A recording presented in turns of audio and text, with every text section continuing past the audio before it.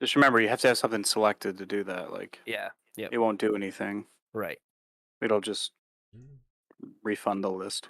I don't remember. What was it that we found? Black leaf rose and Like dried 9 of them or something crazy? Yeah, 9 of them. And I think we have 8 of them right now because... or I guess I have 8 of them and Chevron has 1. I don't think he smoked it yet. He hasn't touched it. Yeah, I think he needed more firepower. Are you smoking Hey, yet? do me a favor. In the drop-down list, drop down to on the remove side and hit black leaf rose. Okay. And then hit remove. Same Okay. thing? Yeah. Okay. All right. Well, fuck you guys. I was like, I made the sheet for you and you won't even use it. Yeah. Okay. No, it's fine. I know how to fix that, but I can't do it this second. Yeah, no, we can wait. All right, you have dried ephedra though. I've also changed my size to small. Yeah, and I've used quite a bit of it, but when I was You given for it... real? No, I didn't. It'd be great, just the potion ends up being permanent for just more. I also hope that script never breaks because I basically have to like relearn the bit of JavaScript I had to learn to do it. I could run a test on it and break it. Mm-mm. Okay. All right, leave that stuff in there just so we know. Make a note of it. I'll fix it as soon as we're finished. Like, as soon as we're done. Okay. Okay. I'm out of beer. How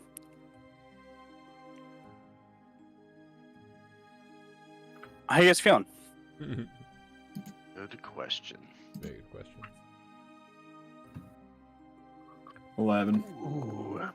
No.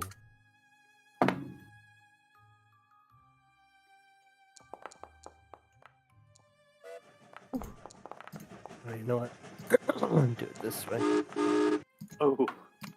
Nobody's jumping in the way. I'm taking the bullet. Doubles, baby. Gilix. Doubles up. We got some good rolls tonight. Start off. Some of you. Some of us. Speaking of Chevron taking the hit.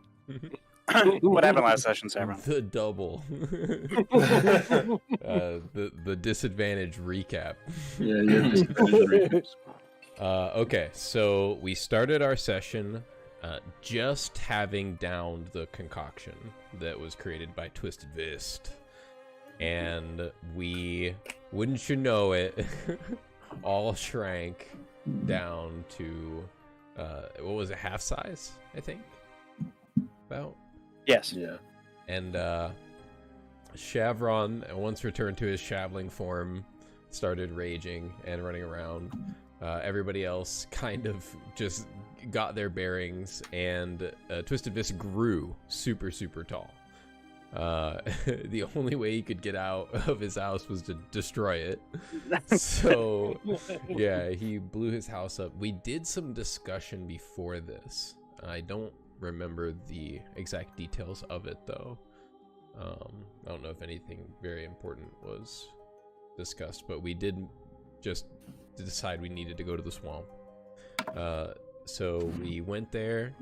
The swamp did not appear to be murdering us, so it looked like everything was working out. We were riding on Twisted Fist because he was so huge. So everybody was riding on him but me. I was just running around in the bushes. And then Gilix decided in his crazy mind that he needs to get Twisted Fist to go climb the mountain and like reclaim his throne and all this crazy stuff. And then at first Gora was combating this thought, but then Gora kind of jumped in and like was a different voice reinforcing the same idea. He's giving him bad ideas, and Gora's like, yeah, I agree with him. He's a good idea. Yeah, until like after listening to this for a while, Muguger was like, okay, enough. Like, could you, like, this sounds like textbook manipulation, and I know a little bit about that, so can we stop here? And so, Twisted Vis carried us a little bit further. We all got back to our normal size right around then, as he was like, I'm gonna use this form to go, and then we returned to our size. The forest itself was really interesting. There was like a fog of some kind that was hanging in the air. There was a very dense canopy that seemed to like be alive almost, and we were wading through water through certain parts. It was like swampy. If I remember, it was quiet. There were not a lot of noises, and eventually, after talking to Strider about some things that he was seeing, like the canopy literally opening up in front of us, inviting him in with his crazy perception, and seeing vines snake through the water, they tried to entangle us, first grabbing Strider, and then one at a time trying to attack us. This was a skill challenge that we just home runned entirely. Yeah, I got a little too high and got super confused. And I was like, hey guys, can you help me with this? And then I was like, wait, I don't understand. But yeah, we made it through at the end, and we all succeeded without any failures. Which really fucks me up, because when I started, it was 4E, and you were running skill challenges, and I was like, this is so cool. So my skill challenges have to be good. And then I'm like, okay, it's a skill challenge, and you're like, I don't know what that is. Listen, Mike Keel, just saying, Mike Keel, some of us don't need to be confused. Well, I will say that yeah, I definitely was like, I had this really cool picture in my mind and then couldn't match it to my skills and didn't realize that I could just more flavorfully narrate that or think about that. But I appreciated the help, and we bursted through the canopy. When we got through, we took like a brief moment to get our bearings, and I forget who initially noticed it. I think it was Strider. It was me and Strider, yeah. You and Strider. Like a hippo-like creature, kind of wallowing and wading in the swamp next to us. It kind of rose up out in a like just kind of. It had like vines that were trying to grab onto Strider at first. Did it? Yeah. Oh shit. Or it was almost like, or was that before the skills That challenge? was I don't before. That was your skill remember. challenge. Okay, got it. No, we're talking about when you were Oh, talking right. to Vis about magic. Oh yeah. Strider's trying to warn us, and we're like, Hold on. Why didn't you say something? And like I knew it was gonna go down that way too. Like as soon as like a couple minutes passed after Strider was warned about this, and he was like, "Hey guys," I'm like, "It's just gonna hit us, isn't it? Like it's just gonna hit us. It'll be fine." But we did get the jump on the massive hulking gray, almost hippo-like monster that rose up. Wasn't really aggressive. Seemed to be kind of like lumbering and blind. Blind, yeah. I thought he Aggressive. grip strength the tree when we first saw him. Mm-hmm. Yeah, He did that to at least 3 or 4 of us. yeah, throughout the fight. Yeah. But yeah, Shavron seeing it as an enemy, and a very strong enemy, and like a powerful foe to slay. It was like, heck yeah, I'm gonna get the jump, and get the jump he did with like the best ambush you could hope for, and hit him in the exact weak spot that he thought. With no damage done, bounced right off. His new bone sent shivers down his arm. And when Magooger followed up with his charge attack, which in my mind, by the way, I love the idea that me and you are both like these mobile fighters, and I'm just like running around the battlefield and you're just charging through people. To me, I love that. But you had the same effect. You weren't nearly as disappointed because you got to use your trident. Or no, not a trident, spear, right? Gora got to use his trident though. Yeah, it's a pike. A pike. Yeah, he got a new pike. Yeah, Got the yeah. mic. Gora did get to use his turn. I forgot about the fish this whole time. That is one thing that I've been missing out on, the little fish that were following around Gora and schooling around him that look frightening and have massive teeth, but they're just kind of chilling. And Shavron has been trying to eat one and hasn't been successful. We managed to discover pretty early that this thing did not like light, and with Gora's ability to just channel the moon and Gillick's cutting massive holes in the canopy, I breathed fire on the canopy to set it ablaze. We managed to really trap this thing and give it nowhere to run. It still almost killed some of us. It did a lot of damage with some of its hits, but Twisted Fist almost killed it as well, just swinging for the fences. But at the end, it died from all of our damage put together and just kind of bled out on the ground. And I think that's where we left off. I think we left We off. looted it, didn't we? We tore it apart. Well, we ran away without looting it because We That's made a coming. lot of noise. we made a lot of noise and all the things converged on it. But Gora's Yeah, fish. and then you were blew a the horn in guy- the middle of the forgot woods. about the horn blow. Yeah, I forgot about the horn blow too. Well, we initially thought that. I mean, it was attracted to sound, but I think initially we thought we could I No, thought I I heard could it. like dull his senses or Yeah, use yeah. him basically. Overwhelm him, yeah. Yeah. Wasn't a bad idea. At one point, Vist mentioned he was like he wanted to find like a hill of his own, and he was thinking of going to that dune. And after the session, I thought of how bad of an idea that was. There's literally like a mine full of aberrations under it, and the cube. And I'm like, there'd be like some like whispers leaking up through the sand, just driving him crazy. I imagine like the giants finally get here and like they're just rampaging and we're like, oh god, what are we gonna do? And they're about to kill us, and then we just see like a in the distance, and it's just Vist finding the cube, and we're like, what? And then just a towering, like infinitely growing behemoth man, just continuously Michelin man grows out of the sky. Like a giant deluge. Yeah. mine. Like, yeah. He'll take care of the giants for us. Yeah, no more problems. Can I just tell you guys thank you for allowing a diplomatic approach to Vist, because I don't know how we would be alive, if we didn't have his tonic. Just really Because like if we would have that just second like one, he ran in pulled and out the killed him, we crossbow, would be like, so screwed. pulled out the crossbow, like, no. We're a little bit past the murdering people. Gillix hasn't done that in quite a while. It really has only ever been Gillix. Yeah. And a lot Well, of the Shavron made famous Mavis barbecue sauce. Oh, yeah. He did. famous You name. kind of deserved it though. Davis. Yeah. I was withdrawing in that moment too.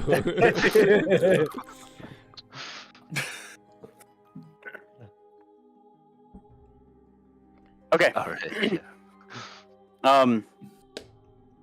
Okay.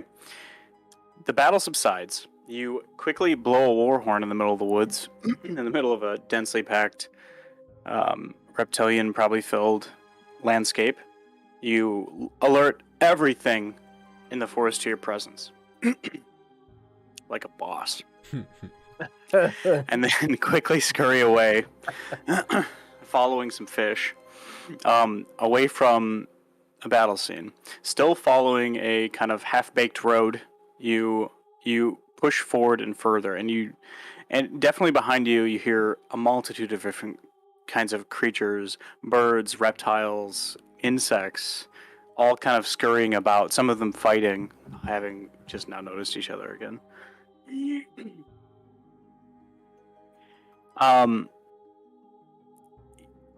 You continue on foot, pushing further and deeper westward, further along the road. It is not straight in the least bit. It's traveling basically from small amounts of bog and landscape over top of water, over and over again, zigzagging like a rough pattern, like ping-ponging its way through the woods as you walk continuously.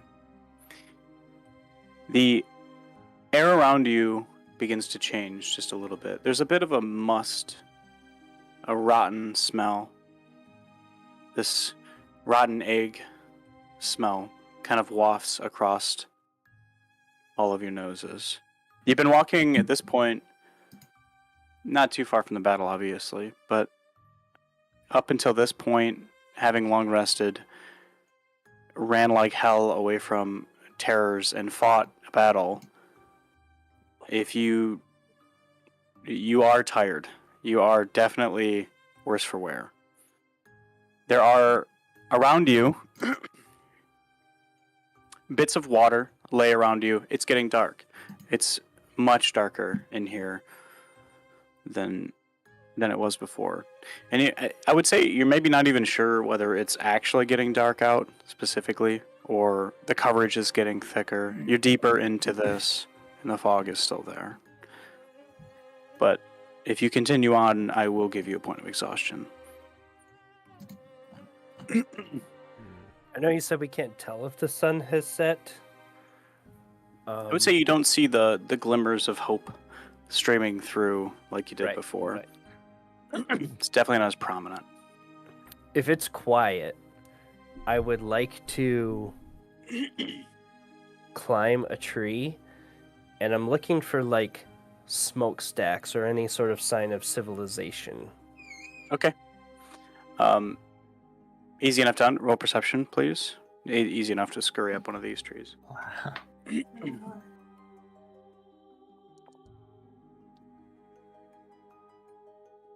Nice. You scurry up to the top. It is getting dark. When you get up to the top, closer, a little bit above some of the low-hanging fog in the area, you kind of pierce your head up, trying to extend yourself on as many branches as you can, peering out, looking more west.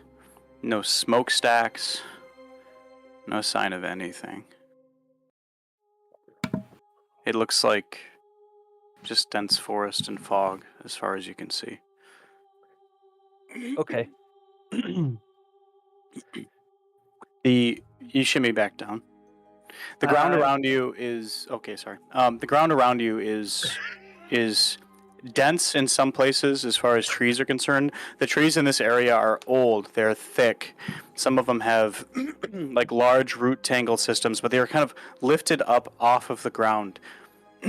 Like it's almost like at times the water's actually higher here or something, because you can see basically the top of the root by like a couple feet, right? And they come veering up out and peer up, even when it's grass that's underneath them, shrooms, plant life, and it's not just a bog.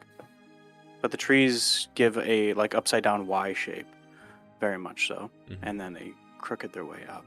But there's small bits of land mixed in between a low, dense smoke, and there's a foul egg smell in the air. I'm sorry. Before I started cracking up and interrupted you, my plan was to, if we're looking for a place to make camp, sleep in the canopy, far off the ground, perhaps out of sight. If the foliage was dense enough to like support a bedroll. You could, I imagine you guys could weave your own nests, as it were. Reasonably easy. Especially with Gillick's around. I don't know, I weigh 350 pounds, so... Okay, so he's on the floor. He was like, he could probably like get himself into the mud and be extra comfy. That's kind of how we found him too. Sure. Yep. Yeah, he'll sleep for another 1,000 years.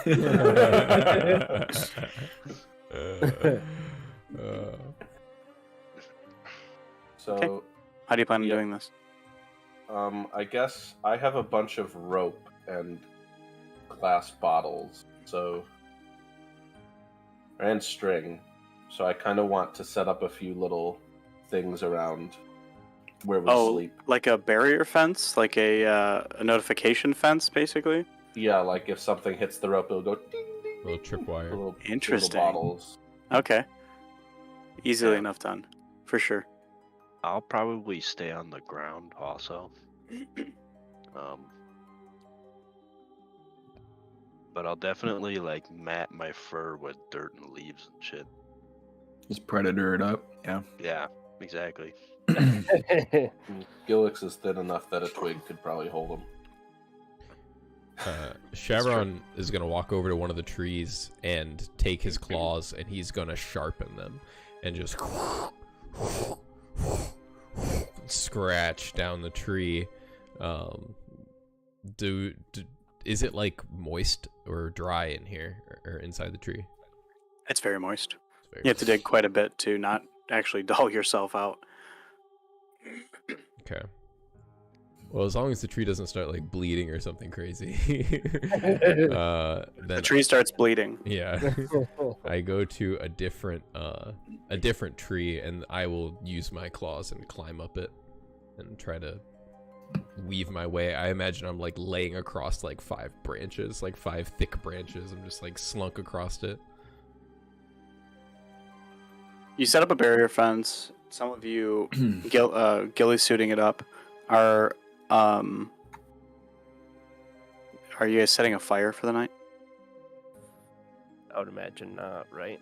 How cold is it? Not that bad. Yeah, then probably not.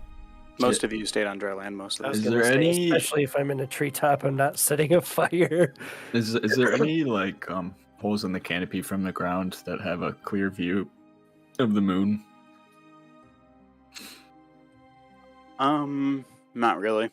Okay. I mean, you could make one. It might take a minute to burrow a hole all the way up. I'm not gonna worry about it. That's fine. I make my own Cast moon. moonbeam. Again. You guys bed down for a long rest. Is there anything you'd like to take care of before we move on? Probably watches, I imagine. You're gonna make some Also, watches. Anything on Yeah, a we're personal gonna note? make I Well, mean, can Vist set up traps? yeah, he's already ahead of you. He's got like 7 already. I love to see Gilix out there with like a little string and tripwire, and then Twisted Fist has like this incredibly advanced trap. Like Twisted Fist, I like, can- what's that? Yeah, when they scream, we'll know they're here. I can do first watch. I'm very healthy. Chevron kind of does not want to do a watch. Oh, I mean, If we all don't need to do one. I'll do a watch, and during that watch, I want to work on my Chimera hat. I would like to talk with Fist when everyone else is done. During my watch, I'm gonna make a gig. I'm gonna whittle a fishing gig. Gig it up. Giggity. Giggity. Okay, you set your appropriate. Defenses, beds, camouflage, sharpening nails, traps, and You know what's funny? I actually have Gilix's skin color says swamp. That's what I wrote when I made him. Guess you're like, where's Gilix? Where's he? I know he's here. I can hear his angry thoughts. I can hear his angry thoughts. Give me a perception roll, Strider, just for Googles.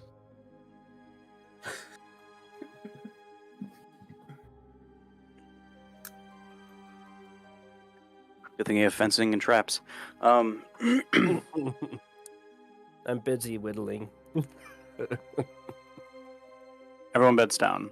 Goro, you get up, work your way over, hunched underneath, well, standing full tall underneath one of the undersides of one of the trees. There's a small kind of burrow, kind of dug into the ground just a little bit, where Vist is sitting, gnawing on something. I don't trust this. This. Can I sit and chat with you for a little bit? Yeah, I'm just making a trap. What's up? Would you like to start the first step in the journey? I think I know your hand movements already. It's not the hand movements. But you did so many hand We need movements. to see if you're ready. I don't know what that means. Follow my lead. Hold out Okay. your hands. Which way? Up. Up.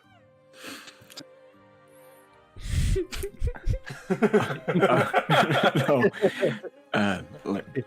Like this. Oh, palm. Now take off your pants. Oh no. I put my hands on his, and I'd be like, I need to sense if you have the right potential. And I'll ask him to close his eyes, and I'll close my eyes. Like,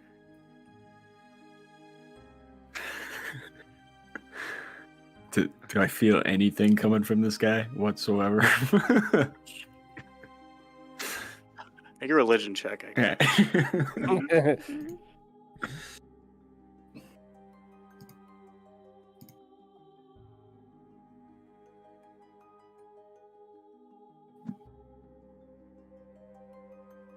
All right, now insight. I want to see what kind of feel you actually have. Hard guy to read, Twisted Fist. He is a hard guy to read. When you put your hands on his, he almost grips them. Like you can tell. The only thing you know is that he's whatever he wants to believe in. He's fiercely devoted to it. Does that make sense? Like,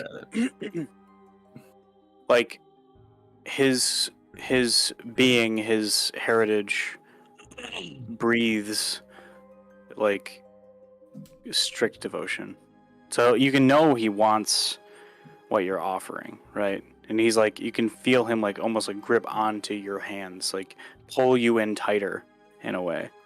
But can I tell if he just wants it or is his heart in it? You know, is it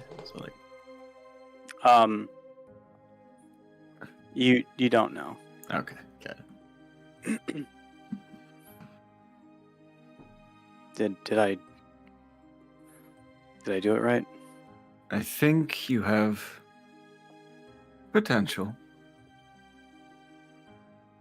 I can try again. I have the movements. I Are you studied. familiar with the moon? Which one? The one closest. I've seen it. Can you picture it? Yes, Picture the moon.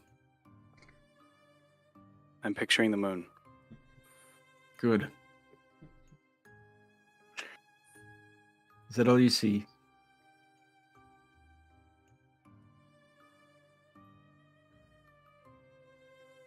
I don't see the second one. Okay. Looks Now almost alone. Think about what you want.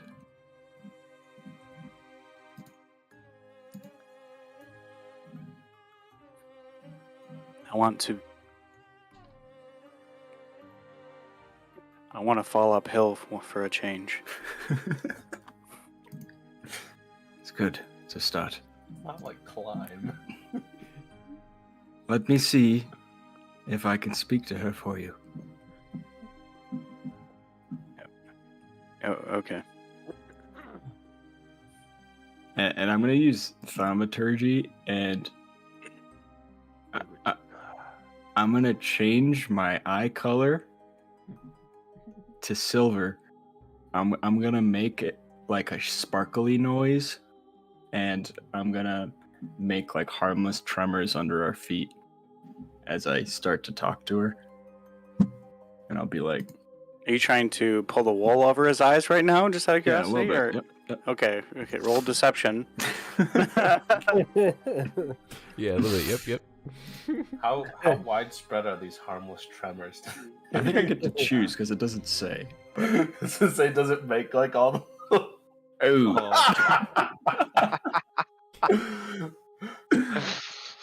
You must have saw my hand movements. He's just looking right at your hand. But I know that one. And as I say, oh, great Salune, please. This young, strong Cyclops wishes to join us. You don't think this is going to work, do you?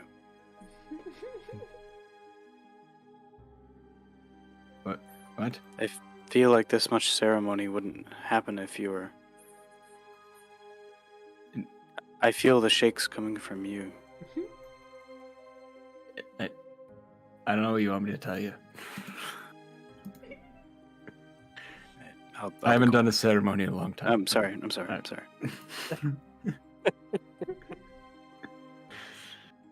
Would you grace us with your omnipotent power?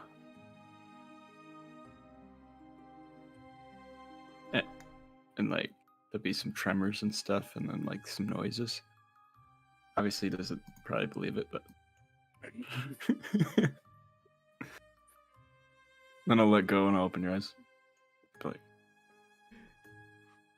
I think that went well. You hear one of the, like, during the ceremony, you hear one of his traps just get set off behind him from, like, the tremor. Like, I'm sorry, I lost focus there for a second.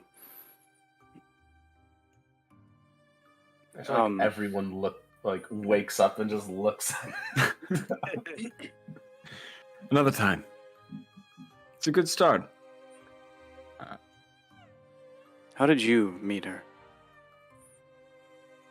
It's a story for another time. We should get some rest. You came to me. I used a lot of my power. I'm very tired.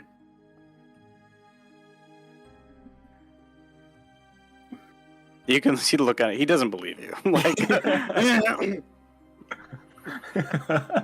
he looks almost like it's not that he's like upset about, like, he's more like not disenfranchised, more like just felt like he did something wrong. He looks like ashamed of himself in a way.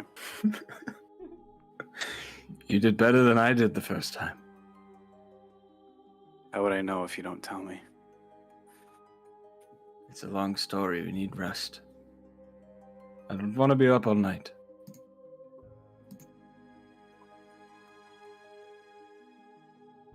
I have a feeling I will be.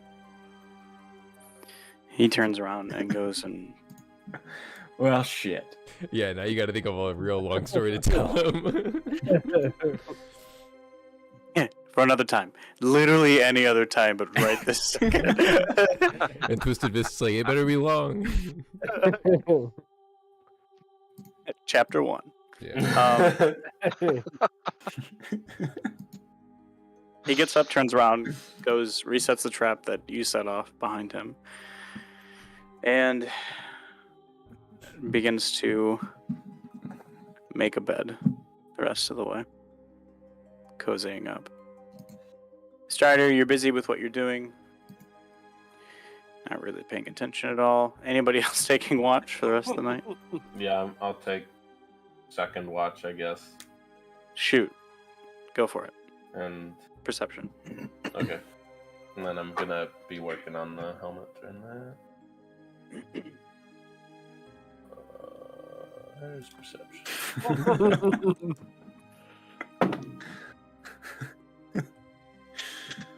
Yeah, right. Great advantage.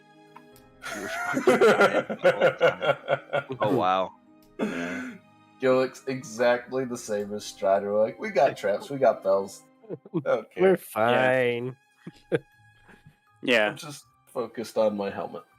Yeah, you're whittling away at it, whittling away at your personal endeavors, knowing full well that at some point your traps and bottles are going to fail, but in your life, yeah. A bit later, one by one, you begin to slowly stir. You're groggy. It doesn't really feel like you get a great night's rest here, but you get rest nonetheless. You guys rouse up, climb out of the tree, try your damnedest to find Mantor.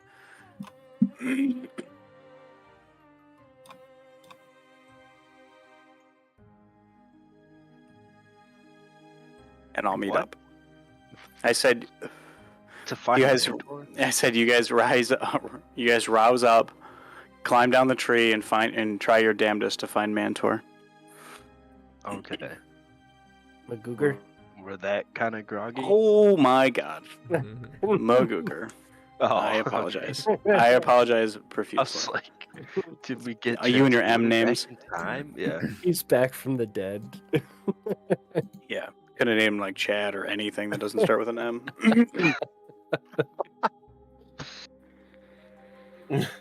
Use the random name generator. How could Really? you not pick Magooger, you know? For real. Mhm. That's a good one. You guys eventually pull back up. You continue on? I'm hungry.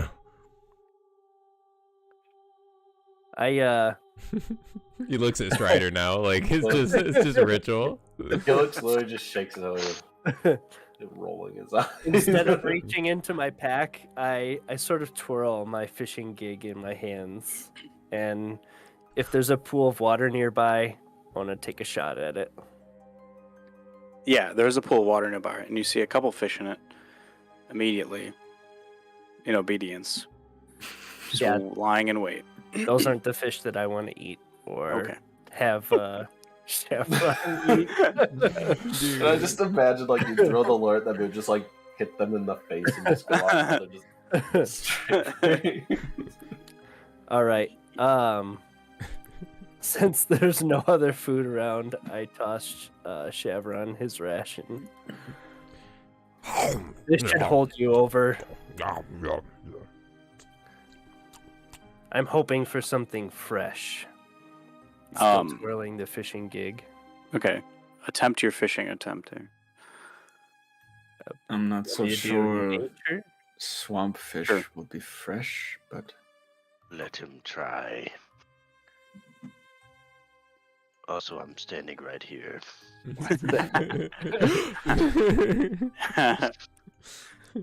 Your eyes just open against a wall. You just walk out. What's nature? The on? problem was we were looking for Mantor. Oh, there it is. Yeah. That is a problem. We almost had bad dreams. Oh, shit. Yeah. Yeah, you don't find anything, man. I'm sorry. No, I'm just kidding. You cast in. You can't. You cast in. You get a bite. It's You not begin, a like- fishing pole, man. It's Sorry, like a spear yes. with tips. Oh, on it. oh, that's right. I A know what you're fishing talking about. gig. I was Yeah, thinking I thought. No, sorry. Our jig. I apologize. Jeg. Yeah, You- is this Same thing. You if spear in. this was our You choice? hit something immediately. You feel it pierce, but like you're already mid swing, and you keep going down, and you feel another block, and then another block, and then you're just like, and then you pull up back out, and there's like a small, a big, and a way bigger fish, and they're all just in an order. You can tell like they were each about to like eat the next one in line, and you just got them like right through the throat, and they were just immediately like almost eating each other. nice. Chevron's still chewing his ration, and you see his chewing like slow down as he's watching what you did, and he doesn't even look angry. Like he looks astounded at what you just did. He has like a childlike wonderment in his eyes right now. It's not safe to cook it. I take the small one off and I pass the fishing gig over to Chevron. I don't know if he's still hungry or not. Ow. He just eats him. Yeah. And you see, give him a shish kebab. yeah, he like spits out the teeth. Are these A the fish kebab? Are these the teethy ones? No. Oh, they're not. Okay, never mind. Well, no. They're not the like angler looking ones. No problem. Ow.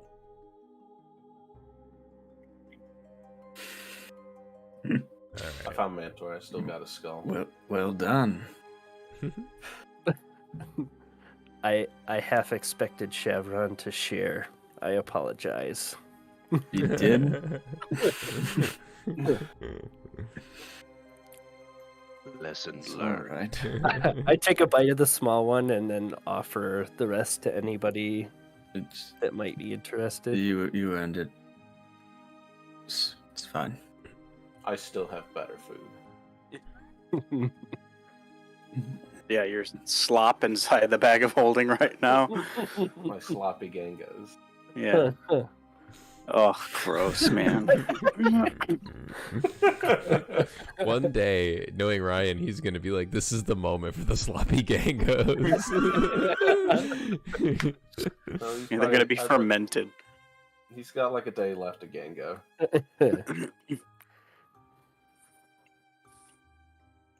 Okay. Having finished some sort of breakfast, you guys grab your shit. Vist untraps his traps, straps a few of them to him, leaves a couple behind. Comes up, walking up. He's got like a couple hanging from his sides. He looks so tired. He has not gotten any sleep. And he walks up to the party. I can't see the second moon.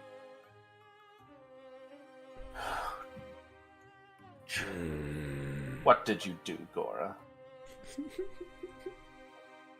I tried to start the ceremony. You got too hung up on the two moons.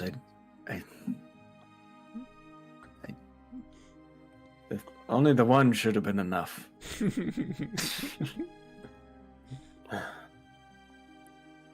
I think sometime soon,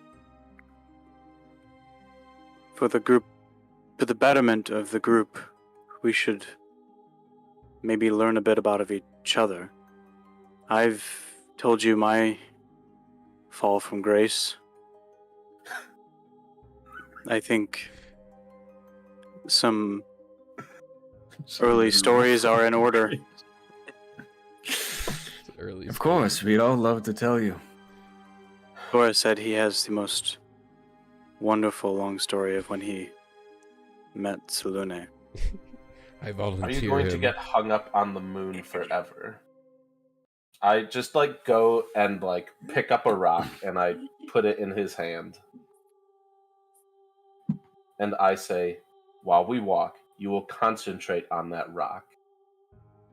You will be able to move it without using your arms.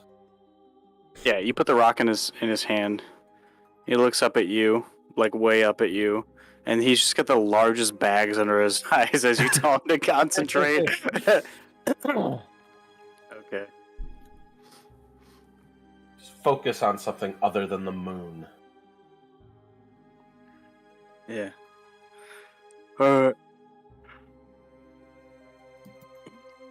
As he like tries to put his arm back, I like grab it and I try and like hold it out with like the rock. You're just gonna make him open palm carry a rock out Yeah. the entire time. He's like, "Man, is this heavy?" But I think it's worth it. It's not a big rock. Oh, sure. It's just any random rock, really. He's Just, got- it seems that the best we can offer is our own experience. Why do you want to learn magic? You seem stocky enough. You are versed at traps. Just a new escape. something different. My life is basically forfeit, so why cling to it? Although I did have grandeur ideas when I was big, it's mostly just a smoke show.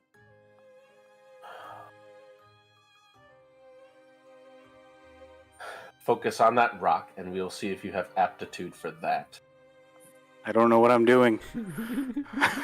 Think and make it move with your mind.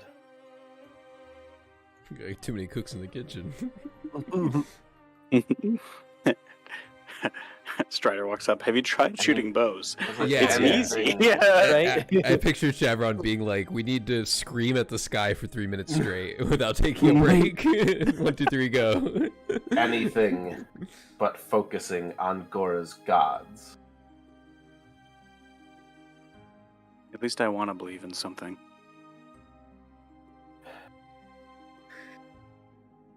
I'm sure Gilix would love to tell you his backstory, because we've only heard bits and pieces, so. I'd like that.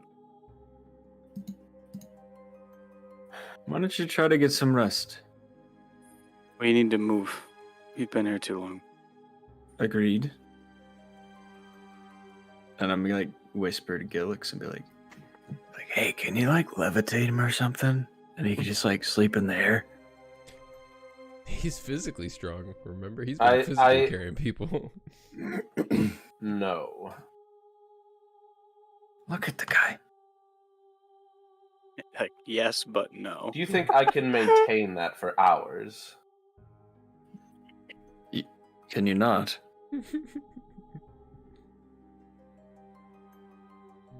What a weird flex. No. Oh, you can't.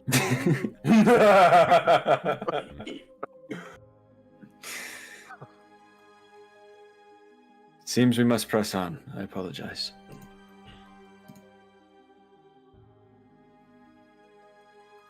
Okay. I'm behind Strider. After your morning hunting escapade and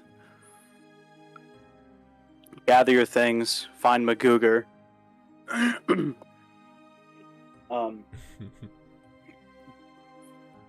You begin to press on. Further and further west you push. The air around you, the further you go, is awful. At first, a small hint, a little bit of rotten egg in the air becomes nearly unbearable. You start to hear these pops, these just like bursts kind of all around you. The swamp grows thick. The light nearly runs out.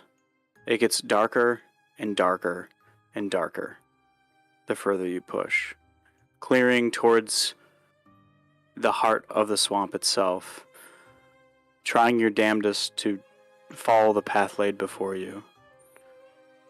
It's tough. You hear these bursts left and right. At first it's quiet, kind of off in the distance, but then you start to see them bit by bit, closer and closer. The very swamp around you, although you can't see too much of it, you see movement in the water. As each burst you can see is like close to you, some 5-6 feet away. You can see the waves kind of ripple off, is just emanating from the swamp itself. With each one, just this toxicity is starting to enter the air. Your eyes start to burn. It's hard to breathe. It smells so rancid in the area. I need con saves from all of you. Mine's at disadvantage. Mine's at advantage.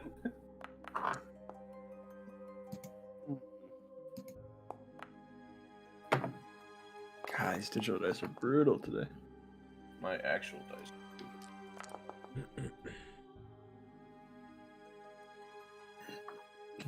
Jesus. Did I beat everybody with disadvantage? Almost.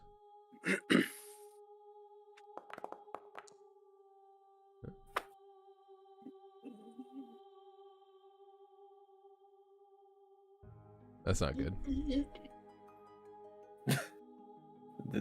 Laura and Gillix. And Vix. Or Vist, sorry. You... Jesus. Sorry, I worked like 11 hours today. I've had a really long day. I literally walked in the house and walked downstairs. I was thinking of Maple Rub. Maple rub. Thanks.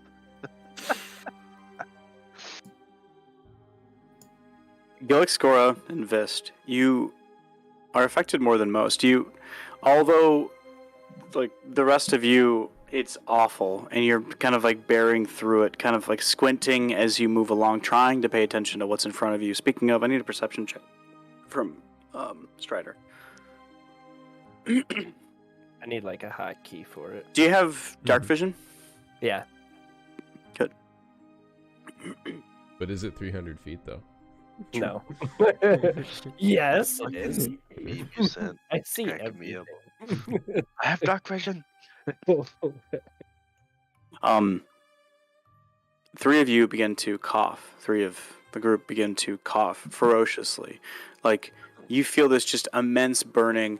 You can feel each and every inch of the inside of each one of your lungs. That full dimension, you just inhaled a bunch of either like water or a massive puff of smoke that you just are not ready for. You can just feel just this burning in both sides of your chest as both of you and Vist like immediately keel over and are just like hacking up. Spatters, bits of blood begin to kind of pool down your lip as you are unable to move at all. The pops in the area are excited all over you. And Strider, that's not enough to see insanely far in front of you, although it is dark. You do see something, a bit of light in front of you. Isn't there an area around us that doesn't have the pops? Behind you, but not in any like perpendicular to the path that you can see. Are Gora and Gillix still conscious? Yes, there are land masses around, but all of the swamp area is just like completely gone. Your fish are fucking dead. They've been gone for a while now. I want to pick up Gora, if he can't move himself, or at least help him move. You must move. Strider, you see a light in the distance, a bit of flash here and there, like a bit of like bursts in the distance. This light, some of it moving a little bit closer, some of it kind of staying off, but there's just these pockets of this red glow, like bits of candle burning in the distance. Some of them flare up and shoot further out, like this catch wave just happening across the swamp in front of you. Vist is now lying on the ground, just hacking along. Try to help Gillix. I will help Vist. I take the two tracheas out of the pack and stick them in the turtle claw. That's what these were for. Hope you know what to do with them.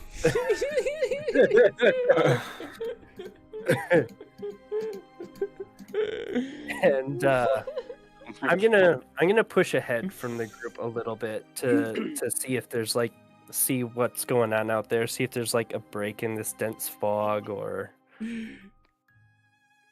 Okay. You walk ahead, leaping around from bit to bit. I'll help Vist and Gillix. Okay, you double fist them. Are you fisting Vist? Can I try? I can't move it. Fister. I can't move at all. I can't even move my arms. Yeah, you can't even talk, so you're not even around right now. Oh yeah, it sucks. So, Strider, you push forward, leaping from either trying to move ahead just a little bit, leaping from small bits of ground that are pushed out or are available, or the bits of road and plank that are set up that are in this area not as not as easily, not found, but are hard to tell exactly where they're at. It's the road less traveled for sure, right?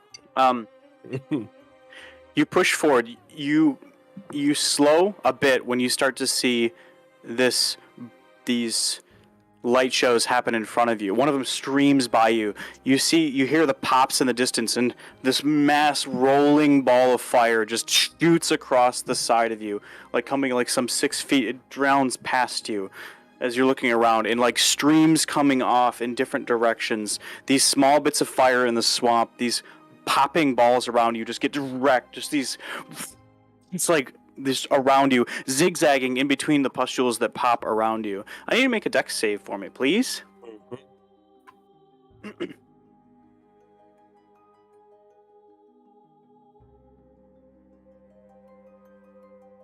Man, these digital dice, horrible. You see one of them skip, this fireball just shooting its way up. You see it kind of render in the distance for you as it just like waves across. You see it shoot across the swamp, traveling along each one of the bursts, and it hops, skips, and jumps right next to you. And then when you hear a pop on the left side of you, and streaming across the center of where you're at, just this burst of flame just like envelops you and hops across the swamp. Let's see. You take 3 fire damage. As you just like coated in this burnt flame, your hair like catches fire around you as you kind of step back, trying to pat yourself out just a bit. And it keeps happening over and over and over again. What do you do? Well, I thought like these streaks maybe were like a break in the dense fog or air that was going on. So I definitely would take a moment and look back and check on the status of the rest of the group, see if they're following along or am I all on my own?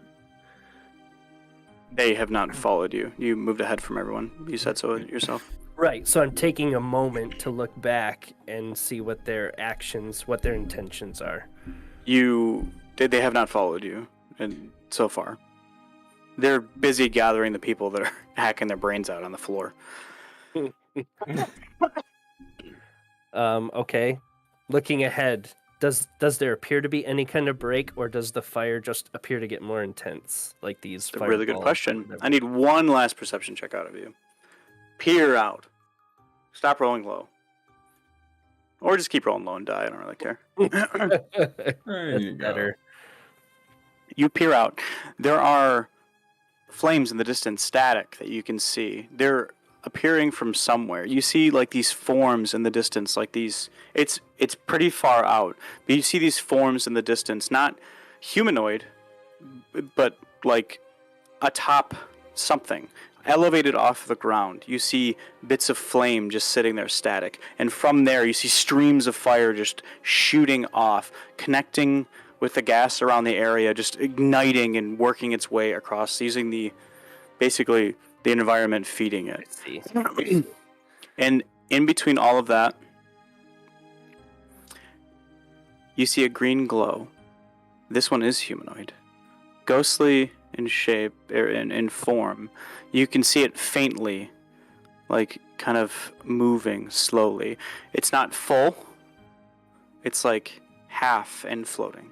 But this is way off in the distance, and you get the slightest glance of it. Like you're not even sure if you saw it. Right. But maybe some 70 or 80 feet away or something, you see extended flame just kind of sitting up off the ground on something. You're just not really sure. Yeah. I'm gonna coat myself in mud to try and protect my body from these flames. Okay, yeah, you reach down, Log water? smother it all over. Yeah, sure. You reach down, slather it all over you. Some of the flame bits and pieces just fly by. Some of it like singes the side of your arm, but you just see this as it just hits the water and mud that's on you. And I'm gonna press Nice. on. Keep going. Yep. Okay, what are the rest of you guys doing? Dang. I've got Gora up over my shoulder or like fully on my back if I need to, and I'm carrying him. I try to make my way over to Magooger, who's I do need like to a know, turtle. Gilix or Gora, are you immune to poisons? No. Yeah, I didn't think so. I Negative. Didn't think so. I can use reactive resistance to give myself half damage to poison. You take 2 damage, Gora, you take 4. Gilix, you take the hit, but you stand up out of frustration and determination. I'm gonna like still coming like quickly dig in my bag for I'm gonna take out more of the antitoxin herbs, I guess. Reasonable start. And I'm gonna first shove some in my mouth. And then with Gora and Vist still coughing, me still coughing, I'm gonna shove it in their mouths too. Okay. Make a nature check for me, please. Sure.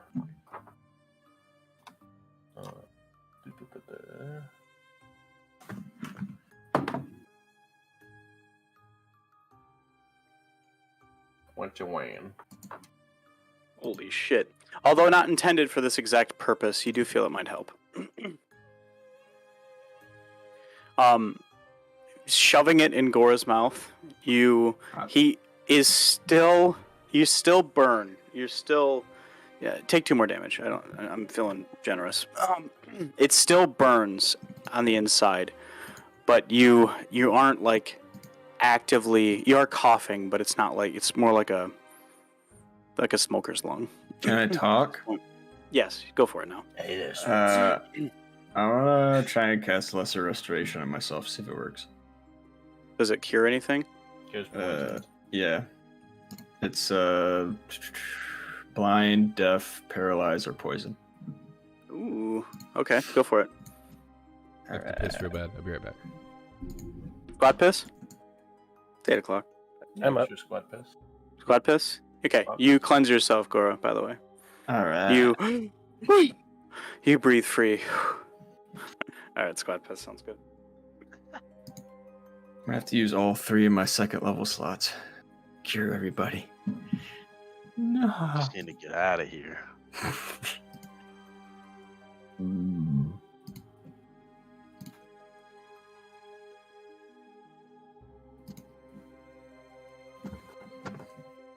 Lights on.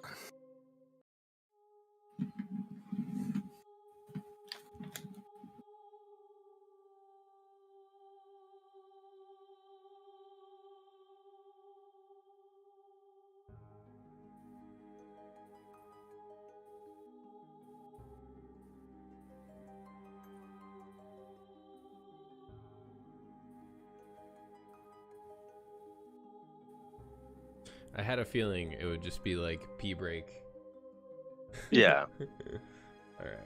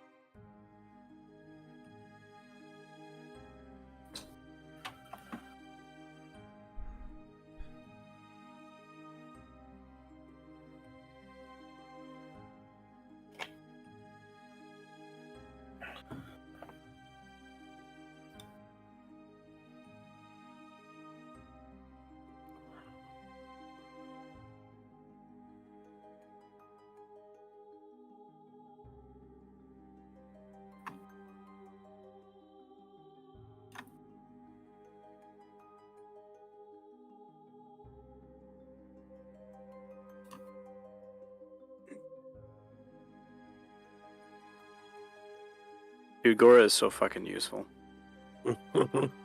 Clerics. Clerics are the best.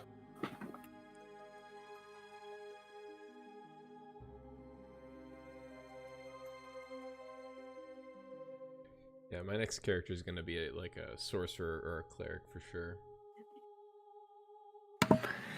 Clerics are fun. It's actually my second one. My first character I ever played in D&D was a cleric when we ran that. Footbar. Yeah. Rockseek.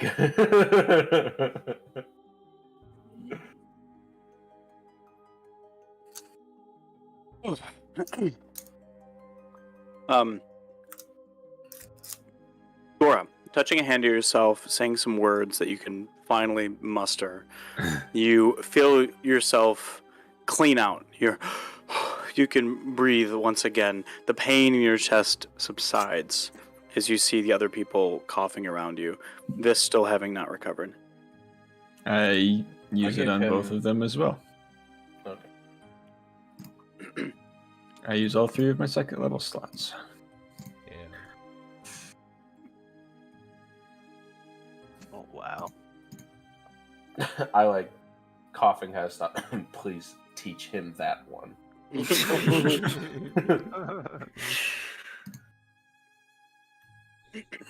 Strider, you burst forward further. Sorry, go ahead. I wanted to try to fashion some sort of strange breathing device with the tracheas. I'm just gonna put it in my mouth and like try to breathe through it. Like pour like some Utopia water on it and like clean it off. You're just gonna make the trachea younger. You just hear Strider's voice in your head. Like, I hope you know what to do with it.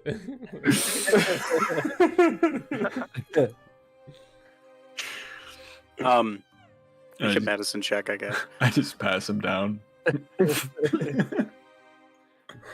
Alright, come on, Digital Knights. I'm good at this one. Yeah. Nice.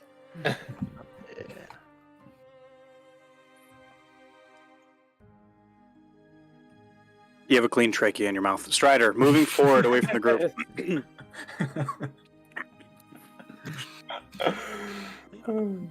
Rolling even further forward. Slathered up like a fucking kid in a bubble bath. You, like, barrel forward. Streams of fire are just shooting across it. And you're playing this, like, dodge game where you just, like, stop as, like, pieces roll past you. Parts hit, but you just see like the steam comes up as you reach down, grab new like gunk and just like smear it all over yourself, trying to keep yourself lubricated. Going board to board, landmass to landmass, over water. You get to the end of it. It's very tight in here. There's a lot of fire shooting off. You get to what looks to be 4 pillars, about 5 feet tall. It's like my height almost. Fuck. About 5 feet tall. And there are 4 like it looks like a lit brazier. It's just hovering. It's just sitting there. You see 4 bits of massive flame, probably like some like the size of your head at the base, like flaming up, just sitting there, and you just see it bursting down onto the swamp. As it bubbles up, it's just feeding off of these 4 pillars that are lit. So cool. And The other figure you do not see. in the center, is there like landmass below, or You're on solid ground right now. Oh, I'm on solid Yeah, ground. you you basically pass a part of the swamp onto like a flat, regular land. It's still the same trees, it's still the same foliage, but it's not like another dimension, right? But it is very solid. You even see some like stone on the ground. Yep. Flat. I definitely want to have a good look at like these pillars or the ground, see if there's any like inscriptions or, you know, I probably wouldn't be able to tell if the fire is magical or what, but you know, what is feeding it or kind of what's going on here, basically. I mean, you can take a gander at the fire if you want to see if you don't see it's hovering above each one of the pillars. You don't see anything. There's nothing touching it. You can like put your arm underneath it if you wanted to. They're just sitting there hovering over it. Put your arm in it. There's like nothing is like holding or supporting the fire. Then No, it's like in the least bit. suspended. It's literally just sitting there. It's like a Suspended. ball roiling up. Like floating Make an fire. investigation check, please.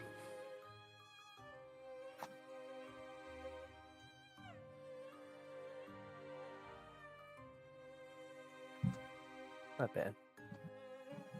Strider, private eye at your service.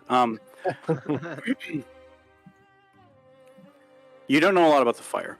It is there. It's just there. It's not your forte, right? Right. But you do know it's hovering. You can see that there's nothing touching it. There's two pillars, one on each side of you, and then further out as well. And those are kind of behind you at this point, just a little bit. They kind of angle backwards a little bit towards the swamp. They are approximately some 10, 12 feet apart from each other, and the two main ones are probably some 6 or 7 feet apart. So like you can see both of them really close, but the next two are like further out back. Go ahead. Is the foul stench still about the air, or does the fire sort of cleanse this area? In the vicinity, since you started running, it literally just smells like soot all over the place. It's very, it's very thin in the air around you. It's just a massive fireball ringing around in the back of you. So, there is a bit of the eggshells, rotten egg smell, but mostly it's literally just it's just the burning smell that you around you and smoke. Looking at the pillars themselves, they are not a solid piece of stonework. They are not just placed there. They are they are round and cylindrical. As they come up, they look to be just like almost implanted in the ground. They're just shoved in there. There's no base to them or anything like that. The top of them just kind of peters off and it's just completely flat. When you look at the pillar itself, it's like particle board. You know what I'm saying? A bunch of overlapping pieces of stone. It's not like one block that they like shaved down or something. It's a bunch of small pieces just basically jammed together, right? It looks a lot like what granite would if it wasn't so chipped. You can see the visual lines down the side of it as you inspect it up close. It's just these almost like glued together chunks of rock that just form this perfect cylinder. Okay. I'm gonna just continue to like be a lookout for the group and kind of wait for everyone to catch up. The rest of you. You get your senses back to you. It still smells like ass. Where did Strider go? This is our chance. No. 300 feet of dark vision. Do I see anything? Yeah, a lot of fog and a little bit of lightning show in the distance. Lightning. Okay. Well, 300 like, feet of dark Light vision. from the fire, basically. Dark vision doesn't help in smoke. Yeah. But would I know to go that way based on the light? You know where Strider left to, Okay. for sure. I think people saw where he went. Yeah, you he saw didn't the just direction that I he went. just I like vanish. Yeah. Yeah. Yeah, I was dying. I'm 57. sorry, I didn't know where you He's went. out. I was focusing on getting the blood out of my lungs. You know? I think we should push forward. Can we even make it out once we reach the middle? Like, what's our exit plan here? We just have to get away from these pops. Hopefully, a dragon. Oh, yeah. I forgot about that. I literally did. Yeah, that is the real exit plan. Right. All right, yep. Let's go. You begin pushing forward. It becomes immediately evident what the small bits of flash that you saw earlier. And just like I explained to Strider earlier, there seems to be like a rolling fireballs happening, skittering across the top of the swamp. Just these bursts, just igniting and carrying forward, zigzagging around as each one of these new bubbles pops. Completely random. You get close enough to start seeing it, but it hasn't. It's like it doesn't have enough momentum to skitter across and get all the way to you. But you just see this just bursts of fire all in front of you, crossing across your path and everything. I wonder if Strider died. Did not have these thoughts. I'm gonna kneel down to the water, see if my fish friends are still there. They're dead. No, They're they've- gone. I kneel down to the water and they're not there, and I'm like, huh. It's unfortunate. They are fish. You should have taken the chance to feed them to Shavron before. We you- could have used their help. Yeah, and as you lean down, it like to call this water is generous. It's like slop, right? So much for that plan. I'm going You to. talking How to the how long mucus of on a the ground? how long of a gauntlet is this fire? Yeah, I mean, maybe once you're in the middle of it, you can see to the end, I guess. But it's quite Sure. the distance that you can still see fire. So, I'm gonna- am I grasping this correctly? Where there's like bubbles popping, and there's fire coming out of them? Yeah. So imagine, imagine I took a fireball or any kind of flame in front of me, right? And I have a bubble pop out of the water, emitting a Gas. a flammable Gas, gas. right? Yeah. Like what is it? Hydrogen sulfate. And then it like shoots Isn't that what through swamps the have? gas and like it Is that lights what the up. eggshell smell is? Phosphorus, I'm pretty You're- sure. And Phosphorus? Is it? I don't know. Stu, what is it? So, Methane. Yeah, I don't know. That sounds right. Anything really.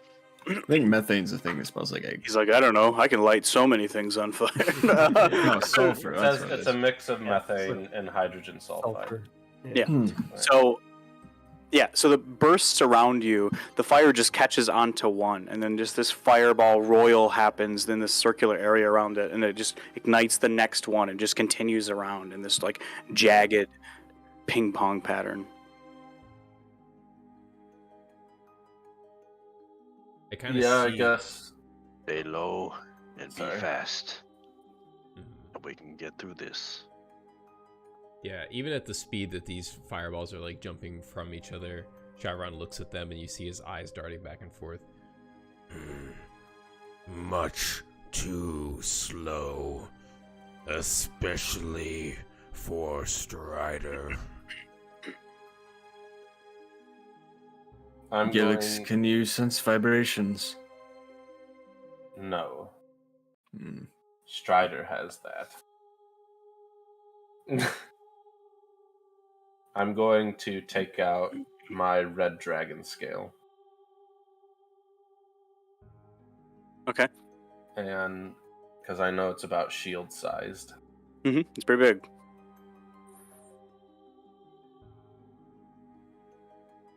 One of you stay close. I will, because I was thinking about trying to body test the fire anyway. And yeah, I guess maybe I'll see how the first time works out and see if I can back and forth people. Protect it with this big scale. Maybe.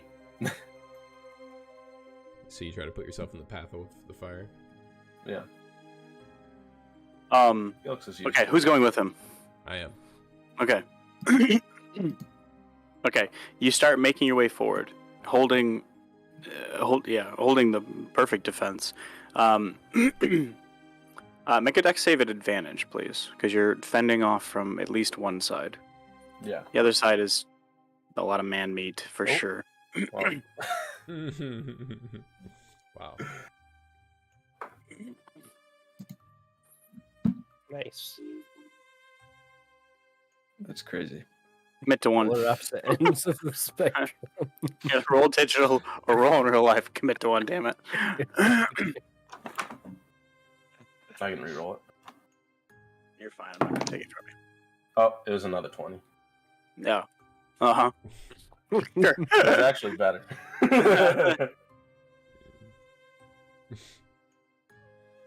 He gets an awful lot of those. I know, it's crazy, isn't it?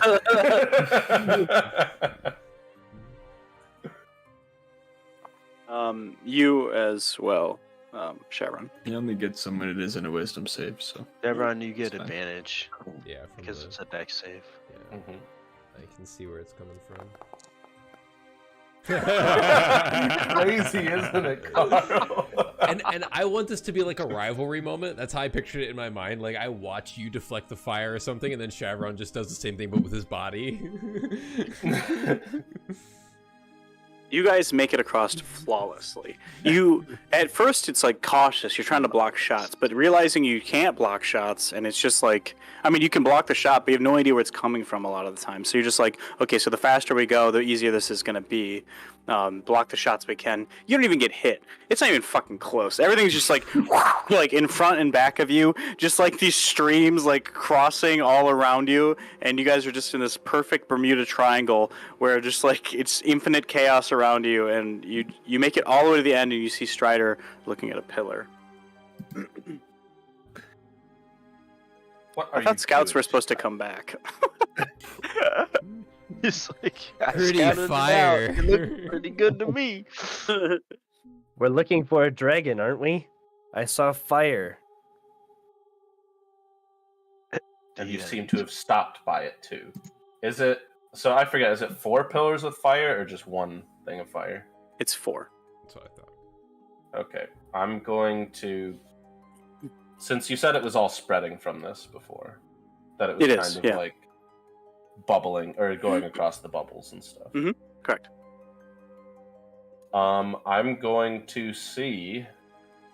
I'm going to set alchemy jug to salt water and see if I can drown out the flame. Uh, I'm gonna put my hand on Gora's shoulder and be like, if there ever was a time for you to use your shell, it might be now. Way ahead of you. We go now. How far away? I'm like, get in front of me, and I backpedal the whole way with my shell. that's sick. What about Vist? Is this going with you? Vist too, yeah. This is. Both of them. Can I? Bugbear and Vist. We go now. Okay. How long after they've left are you leaving? As soon as they leave our vision. No, so like Okay. immediately. Okay. All right. It would Our- not have made sense to just all go together, Carl. Well, he thought we may have a strategy. Who is closer to Gora? Vist or Muguga? Vist. Are you being close? Vist, Um, I'm watching out. For roll you. a dex save. I'm full of mud and I'm ready. Let's do this. Roll one at advantage. Gora, just Gora. Still a -1. Let's go. Come on. Everybody crit. Watch. Just more greedy. Except me. I'll take it. It's not horrible. Saves. For going backwards, not bad. Oh, whoops. Whatever. Yeah, you rolled better than this did.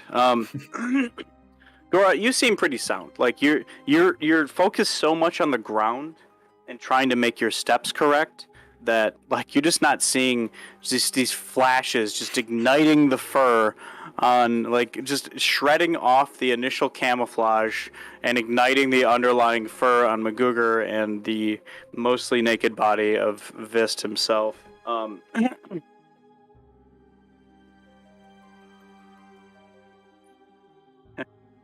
This is taking more damage than this fucking than it did in the entire last battle. I'm not blocking him. You can only block one side, bud, Oh yeah, that's true. and one of you is further away from that. It's like you're not like your shell only go. You know, it's not like you're pulling him into your body. You can block the front shots for sure. Like you feel pressure on your back as you feel deflections hitting the back of your shell, where like some of the fire is definitely negated. You took 1 damage for your troubles. Magooger, you take 4, and Vis takes 4 as well. As you're talking to Strider, both Shavron and Gilix, you get there. As you're talking to Strider, and you reach up with your alchemy jug, and you like pour over it. The first flame just completely goes out.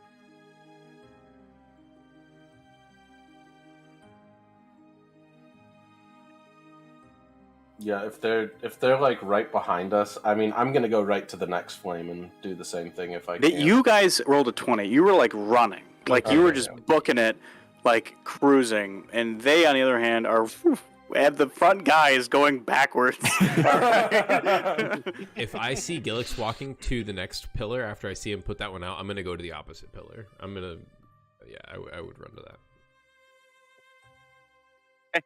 Yeah. You lurch up. Yeah, and they are not, water can put out.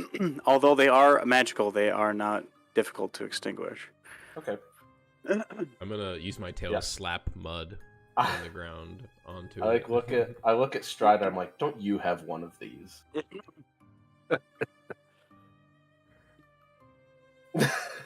One by one, you guys start putting out. You're doing the right thing, Gilix. One by one, you guys begin to put out the pillars. All at once, when the last one drops, the fire in the area zigzags through and dies out. And you see in a clearing in front of you, pretty close, your friends walking backwards through it. And except for the only bit of fire left is just like the smoke coming from the fur of Magooger. Yeah, and it's They're just out in the open. Yeah, it would. Oh man. Singed hair. You guys see the fire kind of extinguish.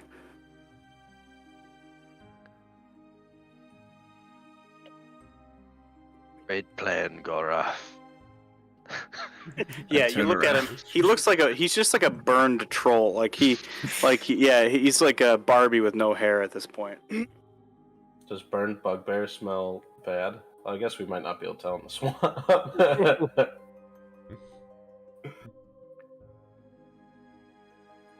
I'm sorry I couldn't cover you all the way.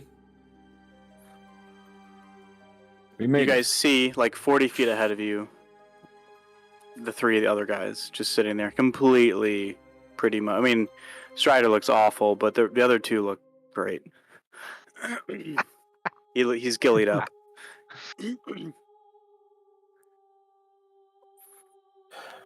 There. The fire is out. Let us catch up with our friends. Yeah, you would see in the distance Gilix just pointing at Strider.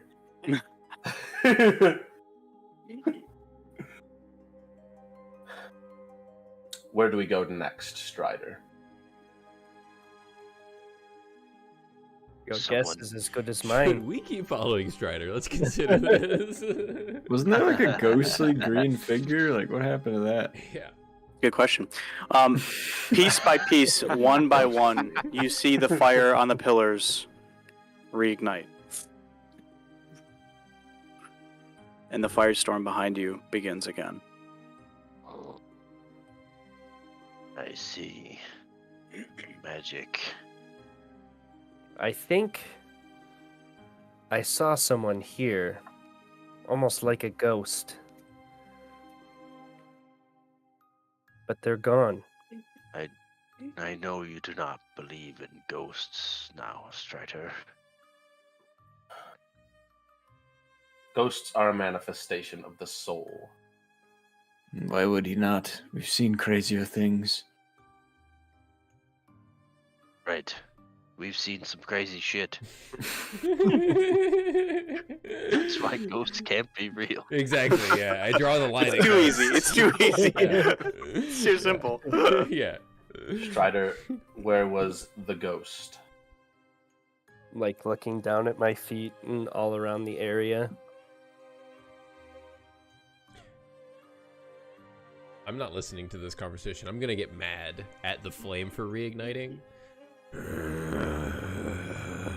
I'm gonna growl at it and like get up close to it, and I like the ball of fire is just kind of flickering. How high is it? Like 5 feet, you said?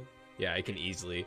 You see Shavron just open up his mouth and just and eat. Yeah, the you fire. put it out. It just extinguishes. Yeah. What's a pillar made out of? You turn and walk away, and it Part of reignites. stone. Shavron's getting real mad at this. Like, It was can we- right here, Gillis. It's stone. It's just bits and bits of stone. I bet it Pressed looks together. very sturdy. I bet it The looks- more Strider does today, the crazier he sounds. Here. Yes, right here. And where did it go? I was dodging fireballs. I don't know where it went. I'm gonna Someone try to. must have made these pillars. I'm gonna try to They break are not one. natural. Okay, go for it. Roll athletics. Somebody in the chat said that Magooger is still beautiful despite everything that has happened. Damn straight. Yeah, are you trying to break it with a weapon, or are you just trying to? I'm gonna back it up. You're gonna shell smash it. Yeah. Yeah. Nice. You lurch forward and rear in a rearward direction, and you hear a crack behind you. And for once, it's not your shell. And like blowing to bits, just crumbling at the first sight of damage, just shredding down into like this almost. It almost looks like a cremation pile. Like it just smooths down into this, like just bits of small, very very small bits of, like, stone. And you break it. Yep. Shavron will follow suit, seeing that, and break his. Yeah, like breaking a like a pane glass window. It just shatters the entire way. Do I have to make an athletics? Not you. You're angry enough at this point. Okay. This seems at least telltale of the lithogeal. Is the flame coming back? No. One by one, you break them down, and the flame goes out. You think they use these flames to keep the swamp at bay?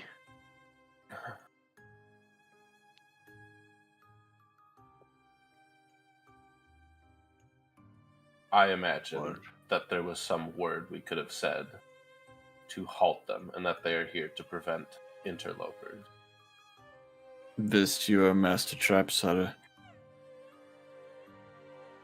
Is that what this seems like? Well, that one seems to be rebuilding itself. The one behind you, the initial one, the first crash, starts piecing itself back together. You see the bits raising up off the ground and clamping themselves together, pressed tight until they form a unison bond. The moment f- it's like and a I see fire it ignites. start to rebuild, I'm going to look at Shavron and just say no.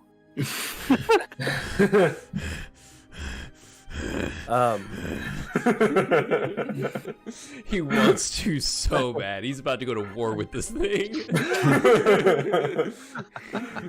Still looking around. I'm not gonna yell it, but I want to speak loud enough that anyone close would be able to hear.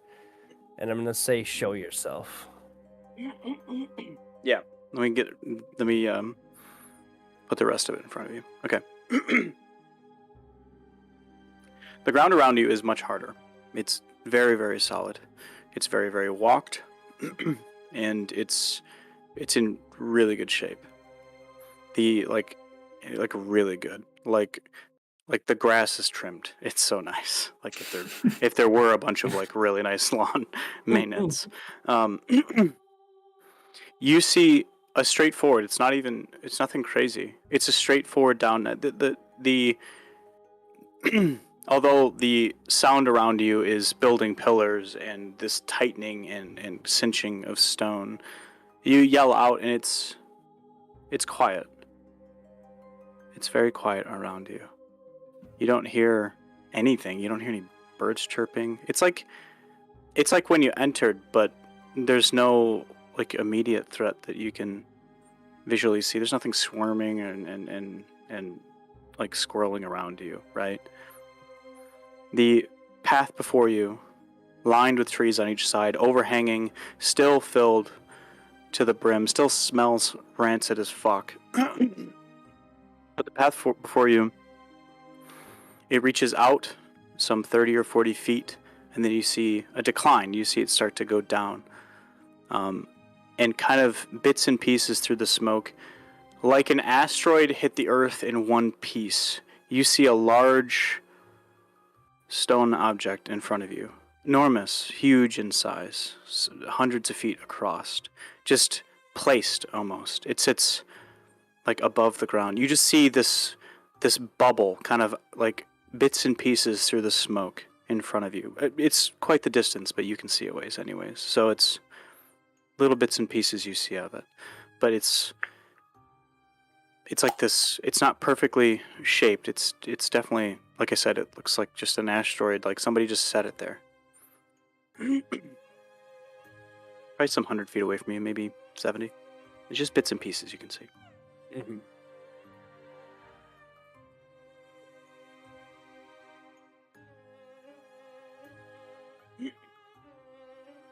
I swore I saw something, not the fire.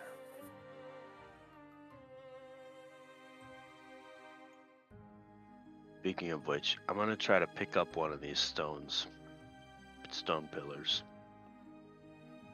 Okay. that emanates fire.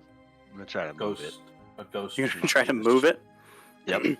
Okay. It's embedded from the looks of it. You're gonna try to lurch it up out of the ground? Whatever it takes. I'm gonna see if I can do it without breaking it. Okay. Give me a finesse-driven athletics roll. Well, like a dexterity athletics. Yeah, average the 2 of dexterity and athletics. How about that? Law of averages. That's something I've never done before. My so I have a +6 and a +1, so that would be +3. +3.5. Can you have a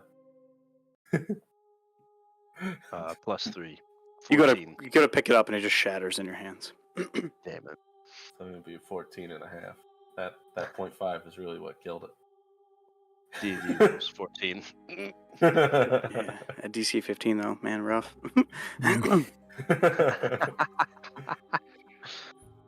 What do you guys think? A Do you ghost think would we're on- not be the strangest thing. Is it? Are we on like a? I say we leave these pillars and move on. How That's it- what I'm asking. they're in like Do you a think we're on the square, right? track? I'm imagining like Cell's Arena, just like in the middle of the swamp. Yeah, it's like a pedestal. Mm-hmm. Yeah.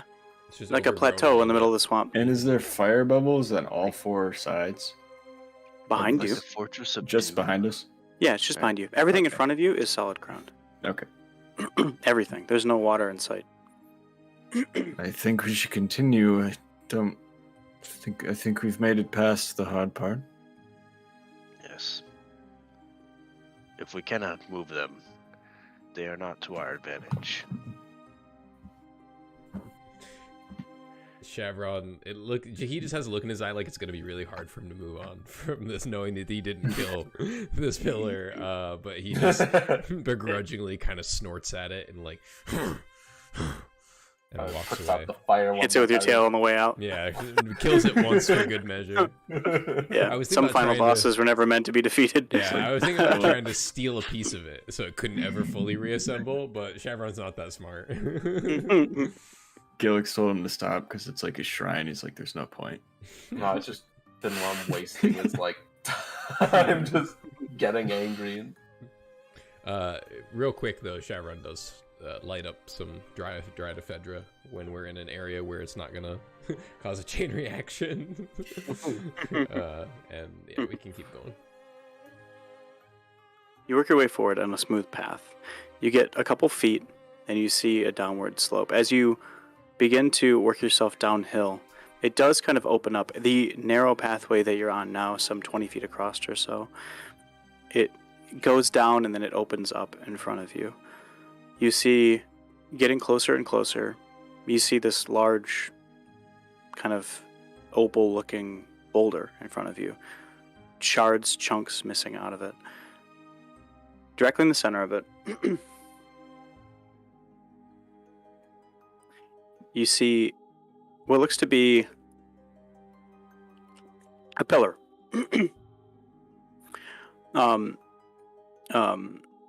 Like diamond shaped, set directly in front of it, like pressed up into it, like somebody carved a square cut like this in the front of the stone, and this pillar is just jammed up against it. Large, smooth, shining. The outward area that you see, you look to your left, it's mostly trees. There's some forestation that has gone on. Some of the stuff has been cut down, but it's smooth, mostly trees. And to your right, it opens up much, much further around the outside, the further side of this boulder in front of you. You see a small, like, abandoned, like, hut further away. Just small remnants of a building barely standing. As you look over, Strider only, you see walking towards it a green illuminated figure float along the path, phasing kind of in and out. Like you barely see it, and then you get a glimpse, and then it's gone. Mm-hmm. And it's over towards the hut? Heading that way, yes. Is that a hut? I just say this way and start making my way in that direction. Green is Strider. good, right? I What do do have your elf one. eyes see? I have one question about like the Yeah, go for it. rock formations in this Yeah, area. yeah. I remember when we went to find Mikea, that he had like the place he was in was like a really weird like rock formation. Mm-hmm. Is this like, does this bear any similarity of like? It is similar in Please. shape. Okay.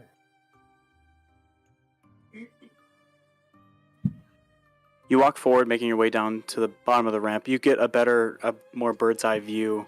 The structure that's embedded into the stone in front of you, it's just placed. It's just sitting there. You see like you see bits of streams of like smoke kind of fading, like feeding in between the cracks where it's been like shoved in there, right? Does that make sense? It's like there's a cutout area like this, and in-centered, Like a placed doorway. in it. Yeah, Right. Mhm. like placed directly in the middle of it. You see, like kind of in and out of it, you see streams of smoke and fog kind of moving in behind the creases On the sides of it. Mhm. Mhm. Yep, I got it. Strider, leading the way. You start walking over towards this building. You get closer.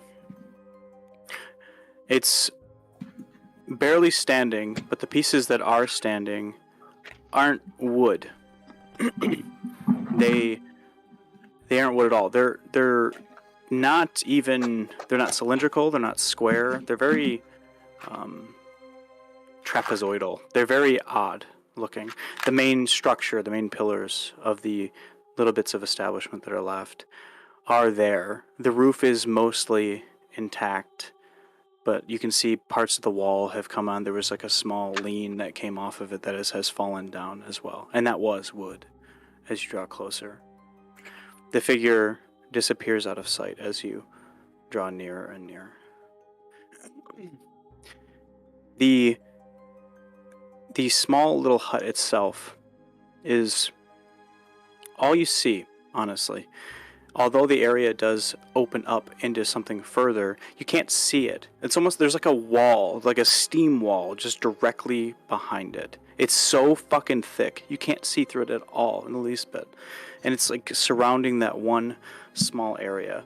And you see wisps and like chunks of this like wall kind of feeding inwards towards it, but something keeps wafting it back. You see these bursts, these pushes that just keeps pushing it back. And it moves. The burst you see is like directly in front of the house, and then it moves around. And the push is just a little bit further to the right. A little bit further to the right. Back towards the house. It's like opening up the area, specifically there.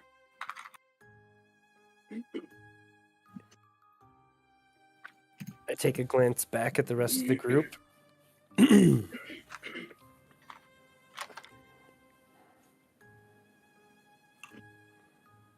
Strider, what do you see? It's here. The figure that I saw in the fire.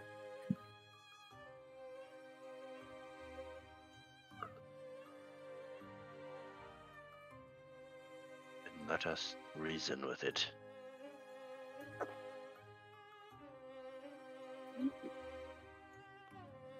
And let us hope it is just a ghost. If we cannot, we outnumber it.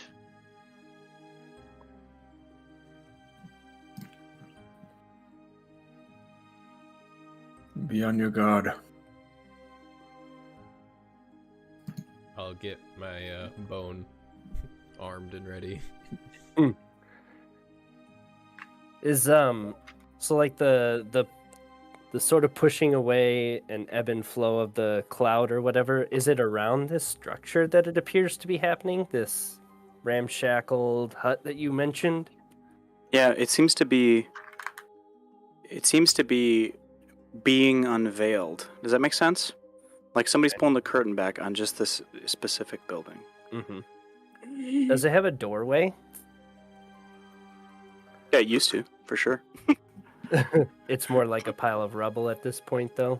A lot of it, yeah. As you draw closer, you look at the... you see two things. As you turn back from the group, having talked to them, you look back and you see two things. One, the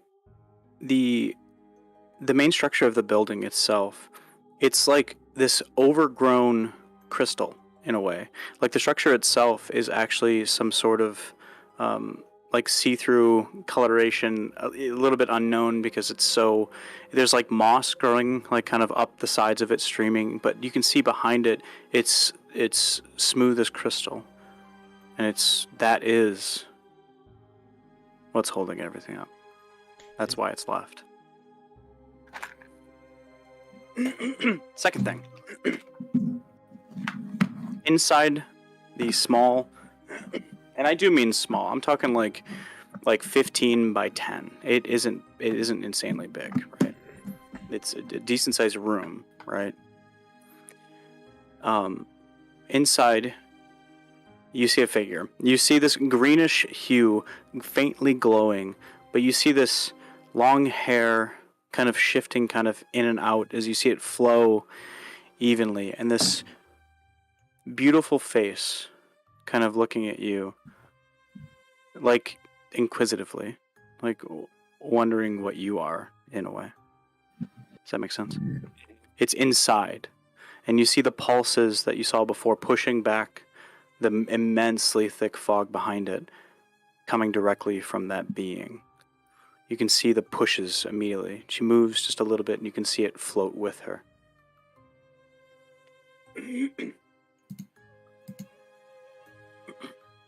I reach out my hand. You walk up close. She rears back. Like, not like going to attack you, but like, like fades back Like away fear. from you. Yeah. Yes. looking up and down. None of you all see this. You just see Strider reaching out to nothingness. Yeah, but I've been following Strider, and I'm watching him, and I see his eyes tracking stuff and whatever. So Shavron kind of doesn't think he's crazy. Plus Shavron's high, so you do your thing. He's paranoid as fuck. Like,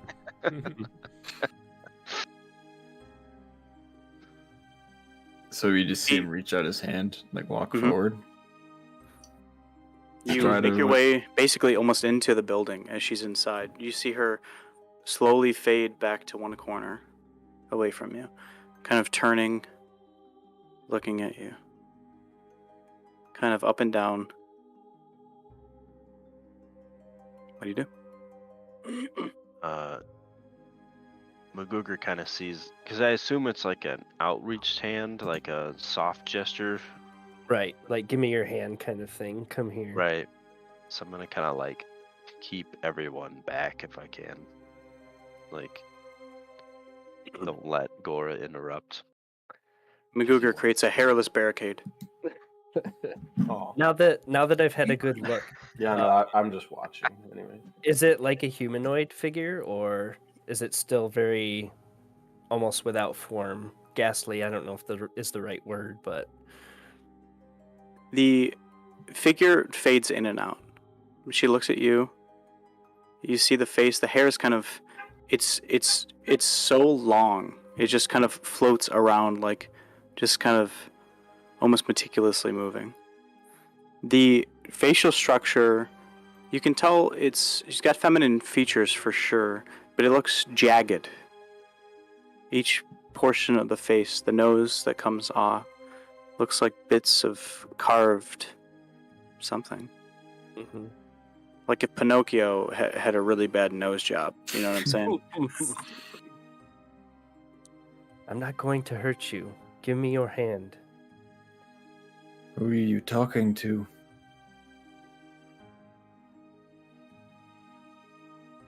I don't pay any attention to Gora.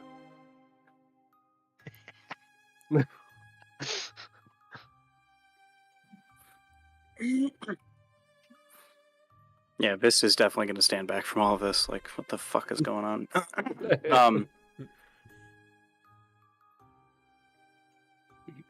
She kind of reveals a little bit more of herself. You can see her features more prominent. Her shoulders are sharp, slender. Her mouth is just nowhere to be found.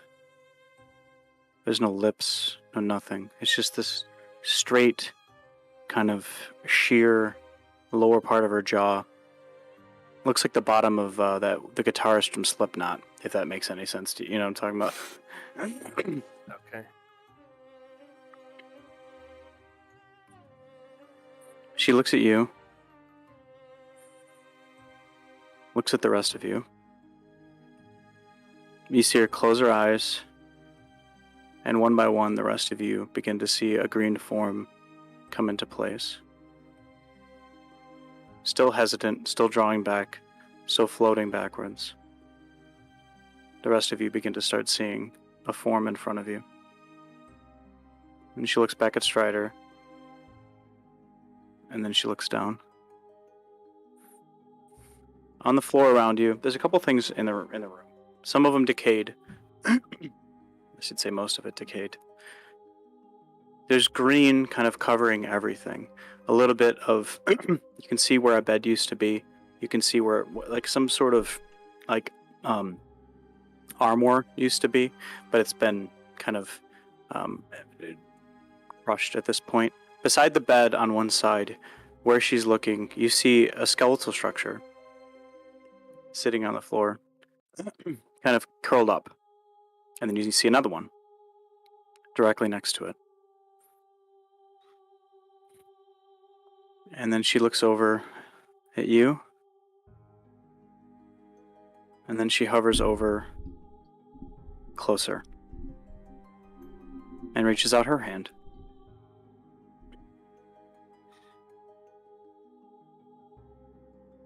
I gently grab her hand and follow her lead. It's cold to the touch, but she leads you Like, sorry. She touches your hand, and she focuses for a while. You can see her looking down at it, kind of closing her eyes, opening them back up, looking up at you. And then you see her let go and like, kind of look down, like, saddened. And then she looks at the rest of you, one by one. And passing by, and then returning to Gilix.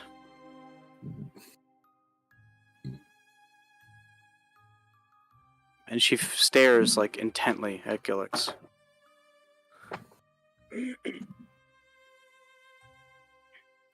I look back and I kind of close my eyes and I see if I can reach out telepathically. And say, what do you desire?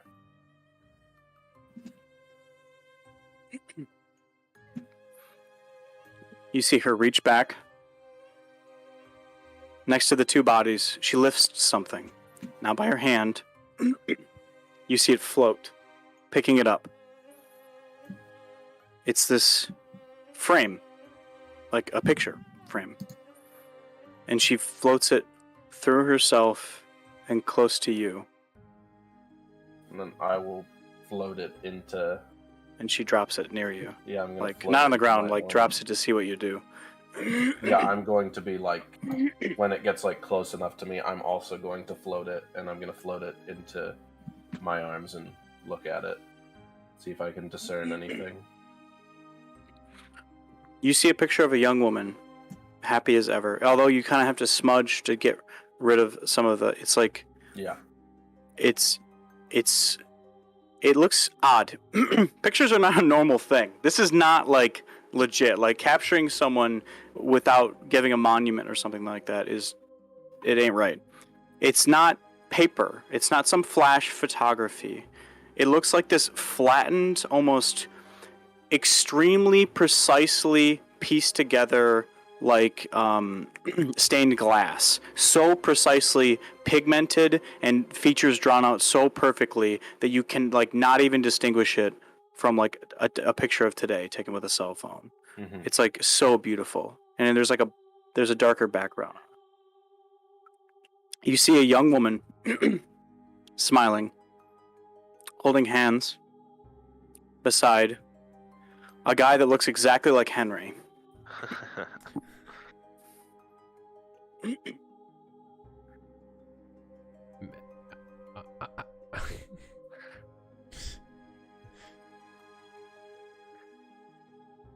I look at it and like, I wonder if I had him in my notes.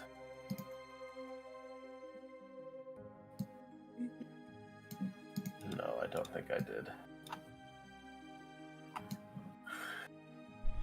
You knew.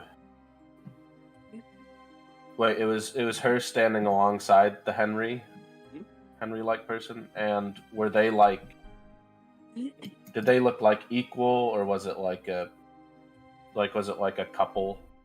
Yes, Or- very much so. Yeah, very much so. Is this a star? And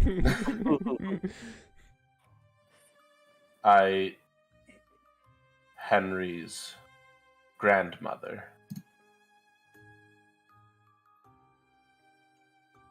No.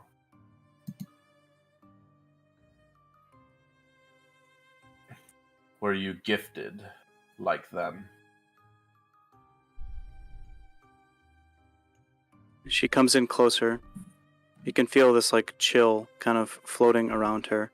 The back of the house, as she draws forward, begins to envelop in, like, mist as she draws away from it. And looking down at the picture, kind of molding into you in a little way. She, like, raises her hand out and puts it on there. And her fingers are just like diamonds.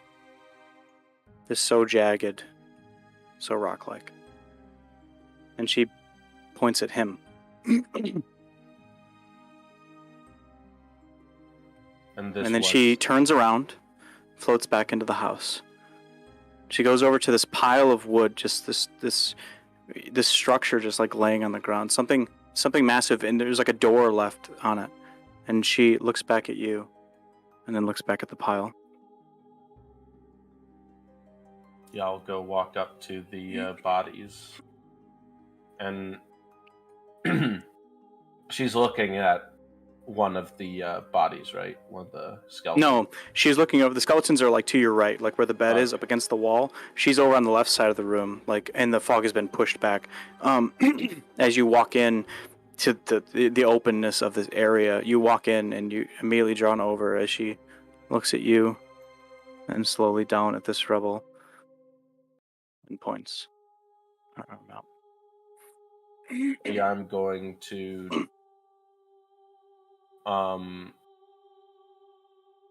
lift away some of the rubble. You reach around in there, and you get a feeling like, you reach down and around this area, this bit of scraps, pieces, parts, just kind of laying in. There's like torn clothing and stuff like that. You're kind of rippling through, and you feel something. You feel something like like a sixth sense, and you just reach out, not with your hand per se, but with graviturgy. You can't help but to just do it. And pulling up from it, this piece just hits you in the hand. This, like, it's probably 1.5 feet long. And on every side of it, there's just a different nodule. It looks like a massive, like, opened Swiss Army knife.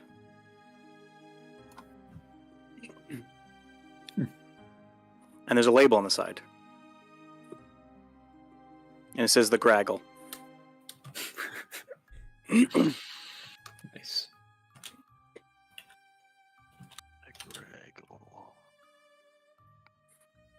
You hold on to it, pieces and parts of it start to spin and move. You're not even trying to do anything, but you can't help it.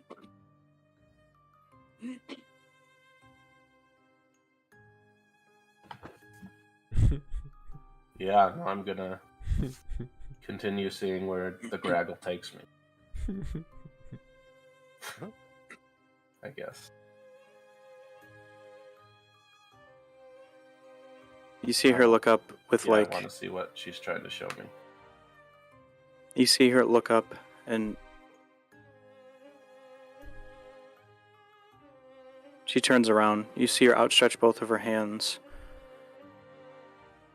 and slowly begin pushing. You see this just wide angled push, all this really thick denseness begin to push away, drag away from this one lonely building. You see 1, 2, 3, 7, 10 buildings appear, all in disarray. In the center of it all, you see a mass, like, overgrown graveyard.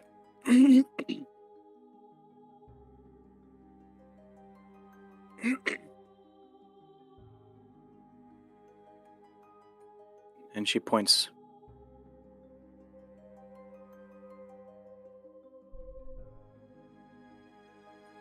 Yeah, I'll go to that grave. She basically, she points, like, she waves, sorry.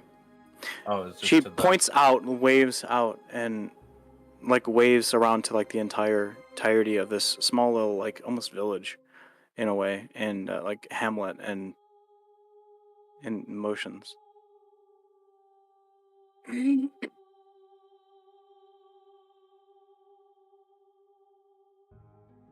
And this was just stuff that was hidden from our sight, not...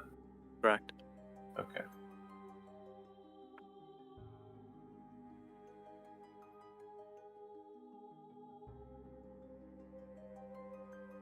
What do the rest of you guys do? Gilix.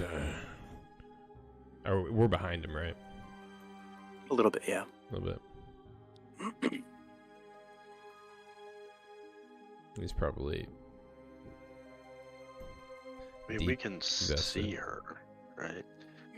Yeah, you can. Yeah. You can see her. You can see that he pulled this like fucking weird looking metallic, like massive Swiss Army knife out of nowhere.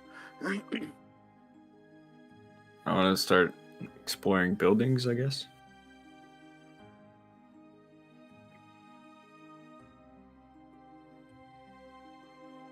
Okay. You roam around, building to building. One thing you would notice, and Gilix, I need to know where you're heading. Where are you exactly going? She pointed at the grave, so I'm going to see if. And I don't remember Henry's grandfather's name, but I think it was told to us. I want to see if I can find. It's Parnassus. Yeah, I want to see if I can find the name that rings a bell. Parnassus Bavardi, also known as the Great Magistrix. Sick. All of that is That's dope. the part. That's the part I remembered because Gilix made fun of Henry about that. I would follow behind Gilix and go where he's going. Sure. As you make your way to the center, it's perfect placing. Looking around at graves, you don't see a Parnassus. Even scrubbing away at some of them, trying to read them a little bit better, there is no Parnassus here. Okay, they're Bavardis. No, Okay. not. The who else is searching buildings besides Gora? Anybody? Doesn't have to be yes. My plan was to go to the graveyard as well. Okay. Gora, you walk into the first building. Never mind. Finding one that looks reasonably stable. When you walk in, the first thing you notice is you hear something, like just like something whirring, moving, like kind of intensely. You hear like this almost like sputtering and spinning. And you look over and you see this like pedestal, and it's just, there's this rod and top, and it's just moving on its own. This kind of broken table in front of you, littered with all these like, let's go ahead and put this. I think out of all of you, you'd be the least to know this. There's these long metallic needles that sit atop of what's left at this table. There's this whirring noise, this mortar and pedestal that sits there and spins by itself as you come inside. It's already going by the time you get in there. There's nothing inside, it's just moving. And there's these long metallic needles kind of placed neatly. A bunch of like little bits of tools like here and there. And and a bit of this dull green crystal, like dust, lay on the counter. Is this needle similar to the one that was shoved in the back of the neck of the guy that almost killed me? 100%. So I feel like I would know, but I was just thinking, like maybe. I was just trying to think, like, what it was you who got attacked, wasn't it? Yeah. Yeah. You're the one who got. Man, you get fucked up all the time. Yeah. Yeah. It's 1,000-year-old turtle. catching generally no similar, wind. yes. Okay, I'm sketched out by the first building, but noted. Okay, Yeah, very first building, that's what was in it. good to know. I'm leaving. You moving on to the next one? Yes. As you search the graveyard looking for names, you work your way into the next one, and the first thing you see is a green metallic humanoid-shaped body in the corner, lifeless, just sitting there, just placed in there. There are a lot of small bits of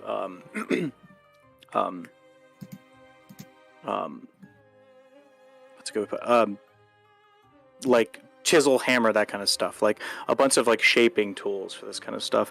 They all have like strange looking bits on the end of them, like some of the carving like utensils have like this strange kind of film on the end of them, but you see this full bodied humanoid creature, just kind of looking creature. Got it. It looks like Henry too. Gora would I remember the Laura Geodude. held Henry too. Yeah. All right. This game's been going on a while. It's hard to keep track of who knows what.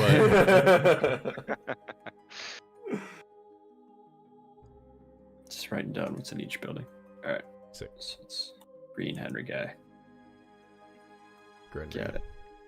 Green Henry guy and carving tools. Henry. All right. Does he have ruby eyes? I'm out of there. Just trying to gather information here. I will give you. Give me a investigation roll, please. I'll give you some things. I think it's not gonna be. Investigation. Oof.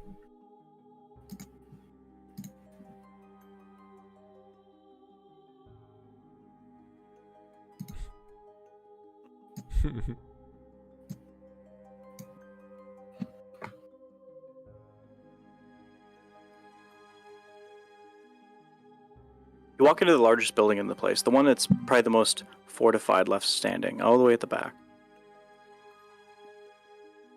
You see immediately something sticking out of the ground, like it was buried. It's a large, let's go ahead and put this. It's a large, almost spine, not like a human spine, like a large kind of spike, angled kind of up out of the ground. And it's this really extremely dark, jet black material that there's nothing growing on it at all. It is so clean and perfect that you see. In front of it,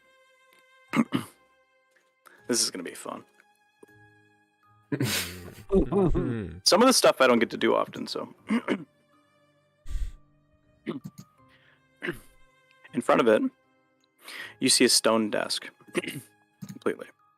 The legs of it, very nice. Also, the gem in support. On top of it, you see a lot of... What's a good way to describe it to somebody that would have no idea what the fuck they're looking at? Imagine never taking chemistry, never walking into a school, and then walking into, third year chem for the first time, and they're doing experimentation. You see all sorts.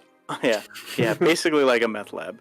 You see all sorts of equipment, on the table, and stuff's moving. You see liquids being poured into others and steam rising up. There's no fire. There's no nothing. You just see bits and pieces moving. There's there's cogs moving up against the back wall. You can see the the moss kind of moving with it. There's the entire stone table is almost in rotation on top of it. There's liquids and stone kind of being poured, mixed together, changing in shape and color. Okay.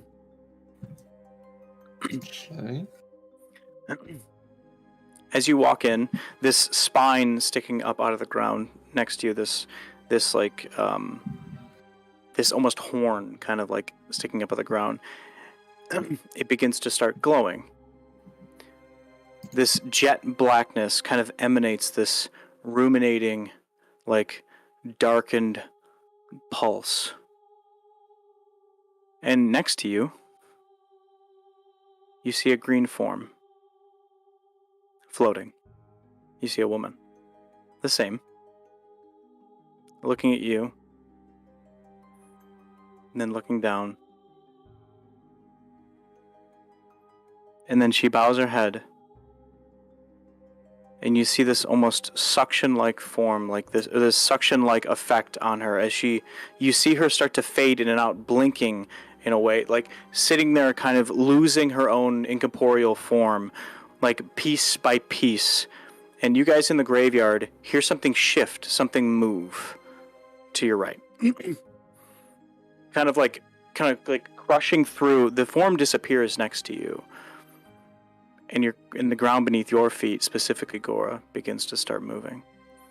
You see bursting out of the door, out of the part of the building, kind of almost knocking it over. You see opening these ruby eyes for the first time, a feminine form, all in green, in like diamond, basically, in like gemstone. Grenry. And turning and walking towards the back slowly, kind of still maintaining some humanity in a way, turning, looking back at Gilix, and then turns away. I need a dex save from you, Gora. Is she like in front of me now? She disappeared from your right. Ah, okay. I need a dex save from you. And the ground is moving beneath me. Got it. Definitely so much. Alright. My own deck save. Shit. Okay. The ground begins to open up underneath your feet. This spine coming up out of the ground. Just falling into the earth. Back to hell with you. Not again. It sweeps you up. This spine, like coming up out of the ground, this angle, like almost like horn-shaped, like pointed object, begins to shiver and move. The ground beneath your feet rumbling, peering up, out, raising up from the ground. You see, like a second one, like it shifts, and a second one pierces up. All the rest of you guys in the outside see this just like giant spike, just like piercing up out of the ground and just raising up, the ground just shaking all around you as you sit there. Some of the tombstones just like fall over in front of you, and rising up, breaking through the house specifically, and Gora just sitting up on top, just like sitting there balancing on this like half moon shaped black massive object just appears. It dwarfs the small hamlet itself. And it just sits there. It sits about a foot off the ground, and then it breaks in two. You see it kind of slowly piercing its way apart, just kind of moving its way. And the green figure, this green gem form, walks directly into the center of it, and it snaps shut. It barrels shut and just completely, almost imprisoning her on the inside. And as Gora falls off very tumbly, you see it begin to raise up into the sky. I forget, was a half moon what was chasing Henry before? No, I think that was like a giant obelisk. There are different ones. Kind of like a Eldrazi floating thing. Hedron. That was that one, yeah. Okay. Or, You see it float up and disappear up out of the smoke. Humming I'm away. in that thing, or did I fall through the No, ground? you definitely fell off. You fell on the Okay. ground. Got it. what have you Take a done? damage just because it giggles. Yeah. He is a well-intentioned troublemaker. It brought us here and then left. What else is here? And I'm just curious, what kind of, like, things... The Graggle is like a Swiss Army knife. What kind of things are coming out? So, the device itself is a long handle that's round that you can hold onto directly, and on the end of it, it's more like a set of multiple cogs that are on like wheels, and they each spinning into a new bit of tool device, cutting device, or looking like legit, like cutting, pulling, like all sorts of different tool work. It literally is a Swiss Army knife of tools. Yeah, I want like to it see puts if I your can... wood carving kit to shame, right? Nice. Right. I just want to see if I can, like, control it. And when I mess with it, this is manipulating the weave, not using my mind. Right? Okay.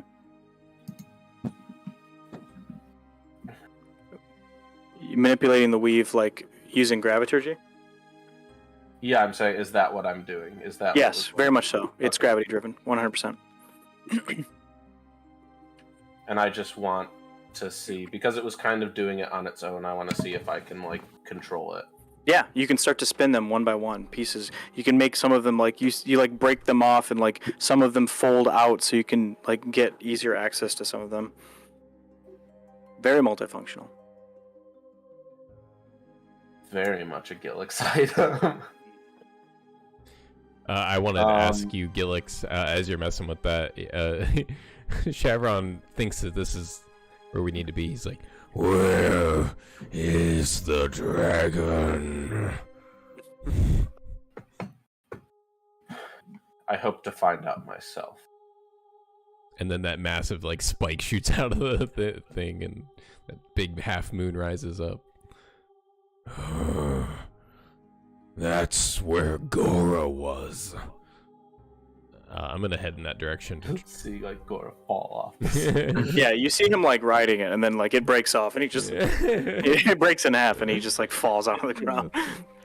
Yeah, Shell intact. I essentially just want to find. I want to look for any kind of like writing. Sure. Like whether it be on these tombstones if they're marked, or like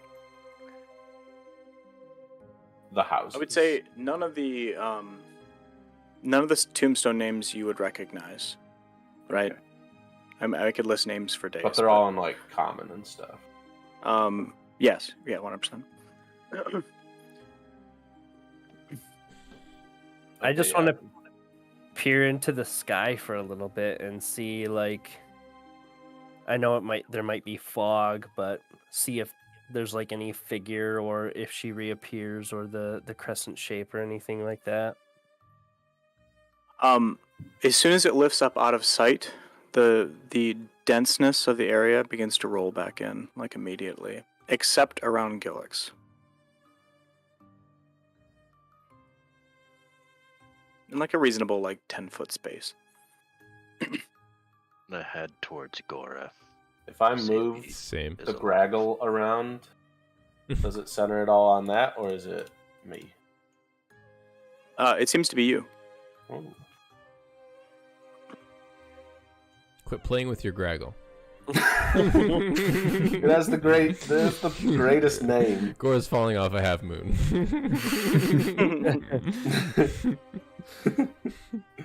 Symbolic for me. Come on. Yeah. let me have this. Let me have this.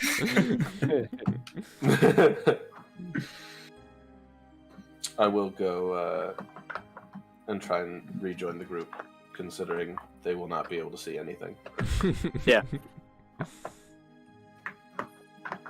Yeah, you're heading toward. Okay, so you follow the group that heads over to Gora. There's still parts kind of laying on the ground around the table structure that has kind of knocked aside. As soon as you walk kind of even reasonably close to it, Gilix, it starts to like spit and sputter. You see like bits of stone and this dark liquid like solidifying in midair as it like spits out and like hits the ground. It's already solid, but it goes like wild as soon as you go anywhere near it. Does the dark liquid look like the what did I have it? Henry goop? Yes.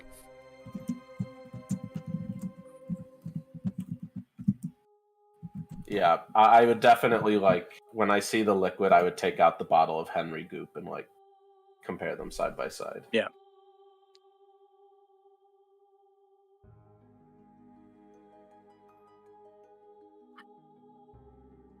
Where are you at, Strider? I'm just following the group, really. Yeah. Peering up into the sky. So this is. It doesn't take long for it to go out of sight. Mm-hmm. This is where these things were made. Or a place that golem was eerily similar to Henry II.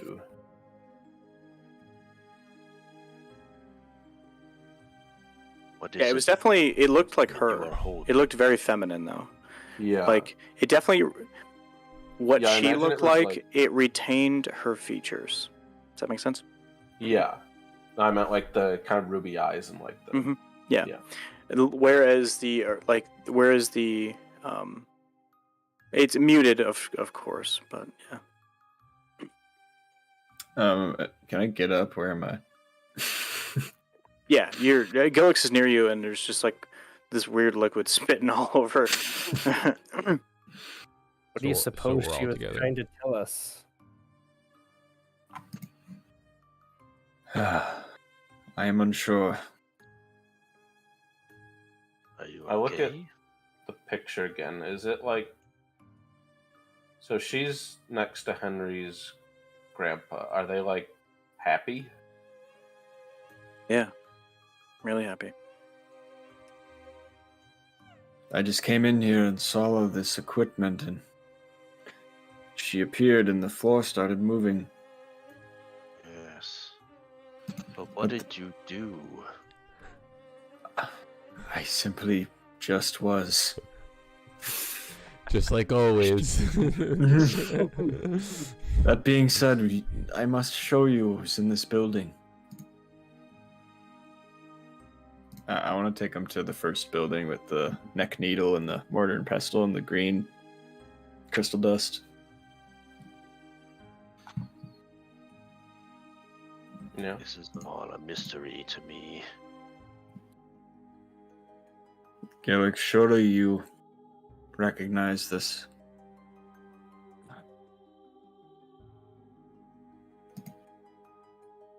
Are they being created here? So there's like the mortar and pestle going. Where are like the needles in relation to it? Or? There's a bit of a table left to it, but like some of the table is just like fallen away. So like a couple of the needles are on the ground, but like 3 of them are just like sitting in place. And these are like the 100%. yeah, Yep, the Zuckerberg. Definitely. Oh Jesus. Tough fight, that Mark Zuckerberg. So I'm gonna investigate the crystal powder. I'm gonna pick up one of the needles. With your hand? When Gilix reaches, with Now that you gratitude. say it. do you not remember what happened the last time one of these was touched? You're right. I'm going to... I'll leave the needles, but I am going to, just curiosity's sake, pour a little bit of Henry goop onto a needle. No reaction, specifically. No. What did you say, Shavron? I apologize. I'm gonna investigate the crystal dust. It's on the table too, Yep. right? You see, Correct. you see, Shavron gets his face like real close to it, his massive nostrils. He's just and probably just inhales a big line of it. We're adding habits. Yeah. I know, Carl. I know.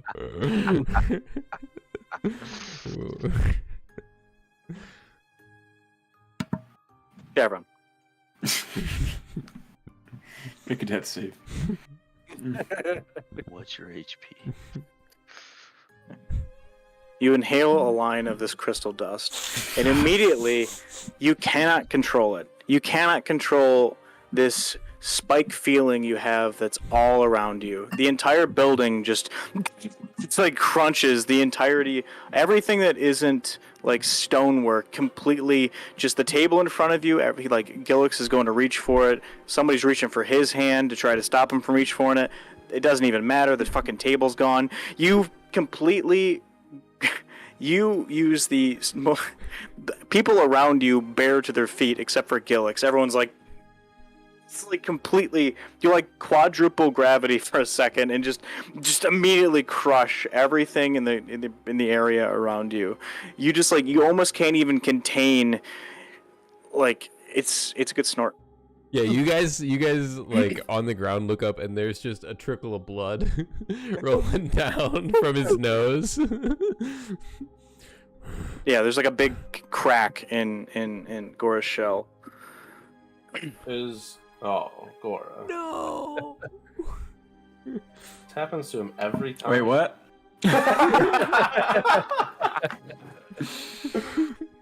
You cracked my shell again? You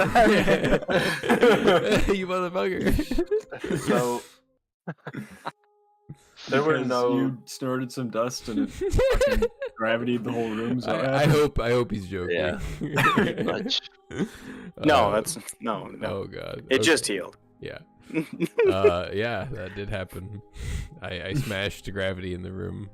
Is Yeah, like people are like, like Magooger, Strider, Gora, they're just like, Yeah. just completely bear down. No, Magooger only goes to like one knee Yeah, because being hairless now, he doesn't weigh as much. So like yeah. Not as much gravity. Every trap on Vist's back just explodes behind him as he's just like everything breaks. He's like, oh man.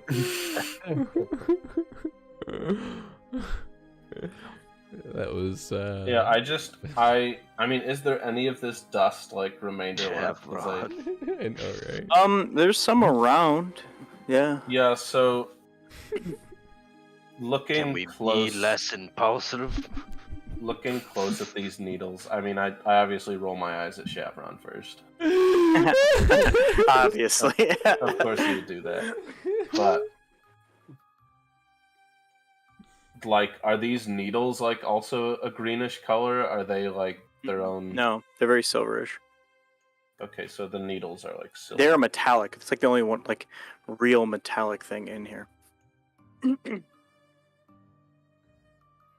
Oh, do not Fucking metal. touch anything else. I was simply. I know. You were trying. Yeah. We must move to the next building. I have more to show you. Hopefully, there's no dust there. Yeah, you guys notice that Chevron is like visibly like staggering and like wobbling when he's walking. Yeah, there's not there much left any- at the next building, but Oh, Yeah, God. before we left, I mean, they can't go without me, really. That's But, true. Well, I mean, there's a reasonable spot in this area at the moment there's where it's pretty clear. there's green for a minute crystal here. dust. Are there any like green crystals? Like, could I surmise that the pestle was?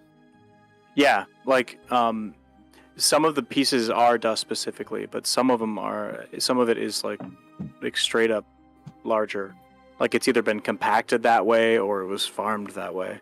But it's the same hue, same everything. Then I mean, anything that's like whole. I want to.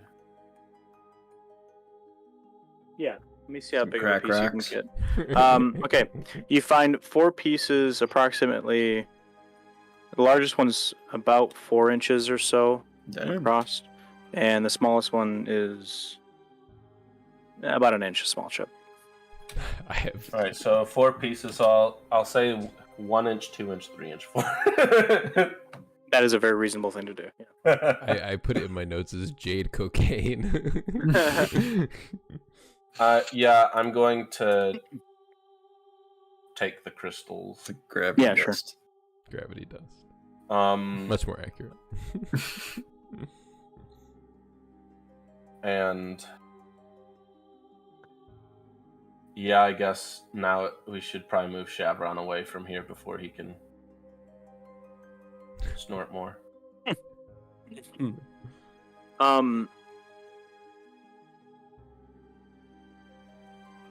Hold on a second.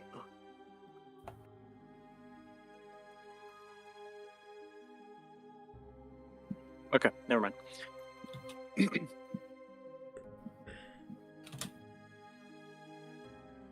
Yeah, I'd like to go to where the other building used to be and see if Green Henry guy is still on the floor. Green Henry guy walked out of that building Oh. Yeah, Green Henry guy left and turned into Green Henry girl. again. Oh. Henret. Gren. Oh. Henrietta. That was not evident to me. Gren. Okay. Henrietta. Huh. That's okay. You were being carried away by the moon.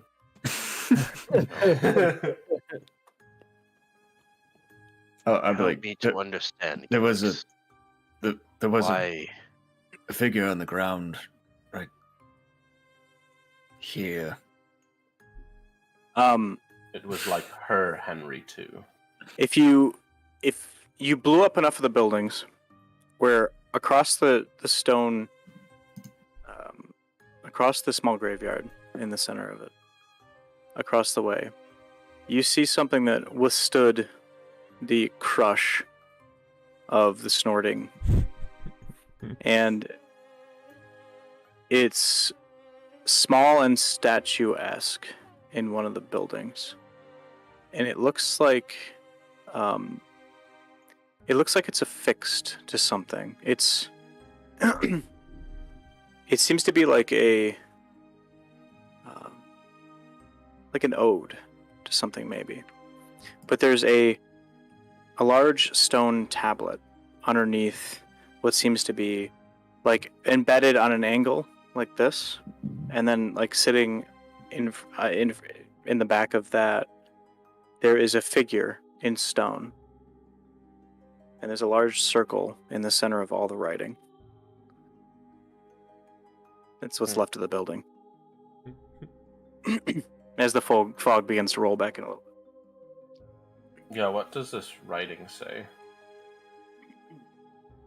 And Let me double check something really quick. Okay. It's an ode. I do not want to like read it out loud and activate something. It is starting to become more clear. I thought the Lithogia were here because it was an obscure spot, maybe defensible. But now I fear it is the source of their power. Or something like that.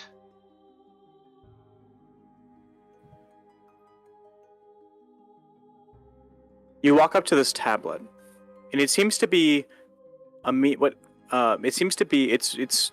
written in plain common. It's not an ode, it's not an oath, it's not in reverence. The statue you see in front of you is approximately 2.5, 3 feet tall, and it's one that looks completely smooth on the outside, almost like it doesn't even look carved. It looks more like pressed. The statue is of, I think you would know this more than anybody, Gilix. The statue is of a subservient helix, the god of nature. Yeah. The tablet itself is 100%. It's a way to tap into her specifically. Like, she's the source. All of this is from when her. When you say subservient, it's kind of like, I guess going from like a religious standpoint, there's like the alpha and omega thing. There's like the omega, like she is the one being subservient. Like, it's in control of her, right? There's two things.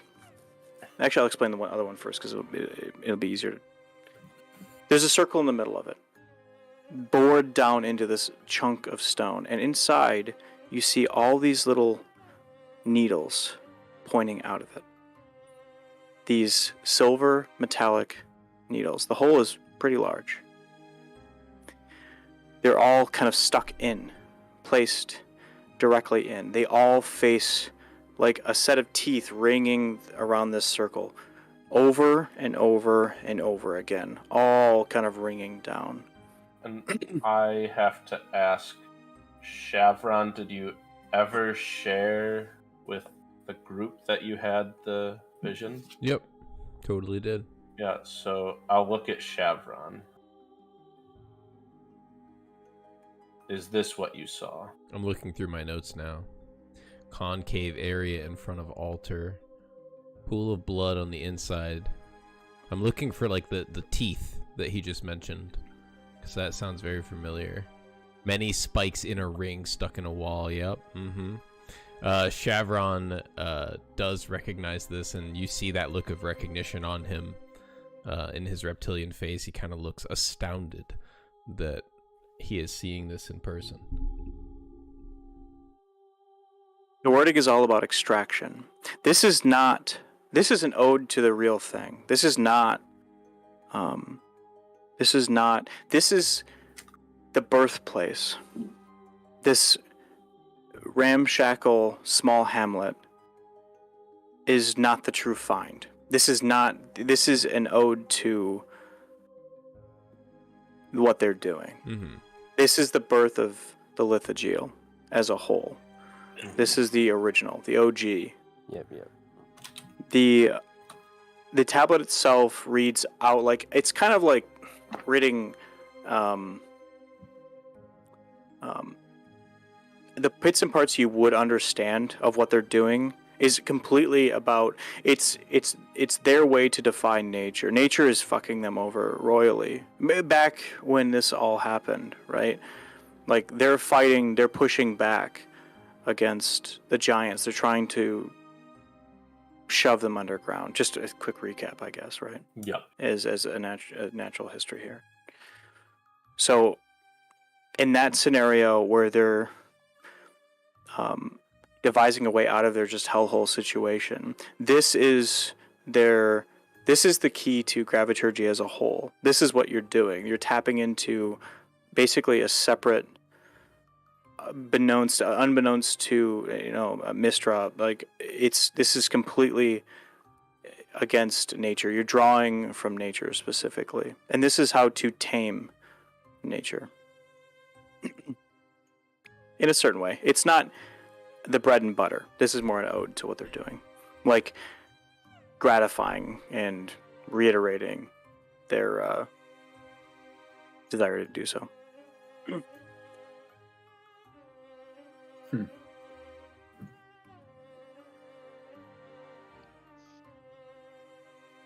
Yeah, the spikes on the inside of this one though they look smaller than the ones that are on the table. They're not full size. They look more like placeholders.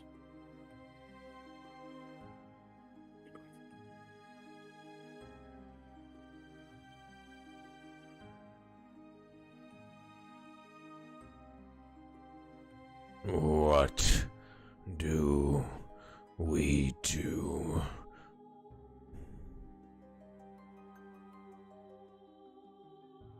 Mainly asking Gilix. This is information. This is where they derive their power. I have They seen hate this.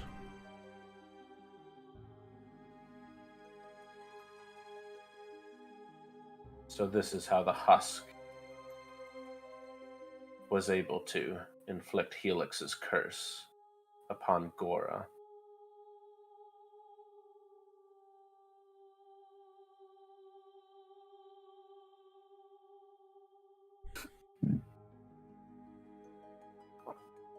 And we use this against them.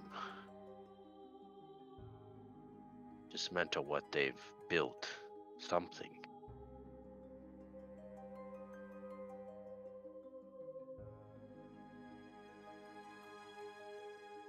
If you want to go against the Lithogeal,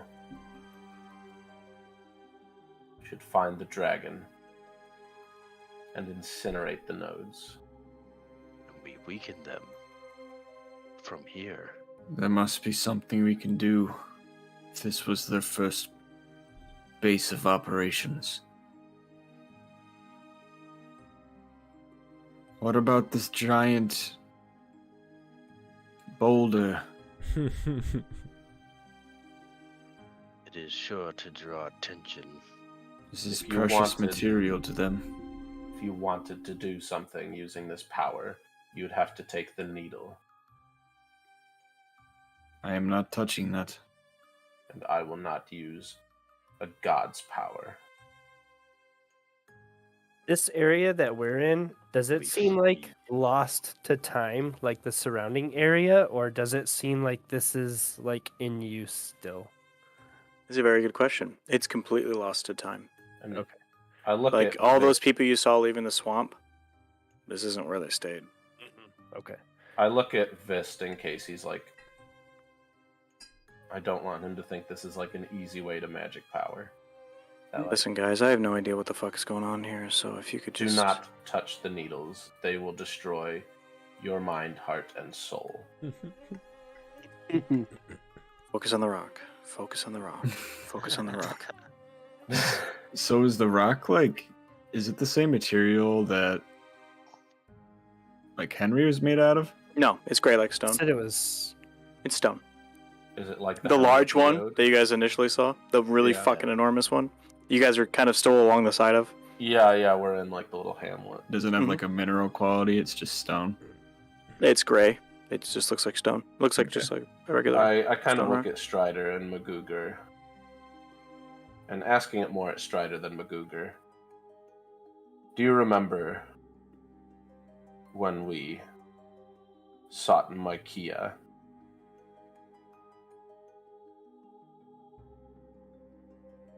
What I remember is a very large cavernous space with giant mushrooms. Yes, that, but the outside was very strange. It was a very unnatural formation. This reminds me of that.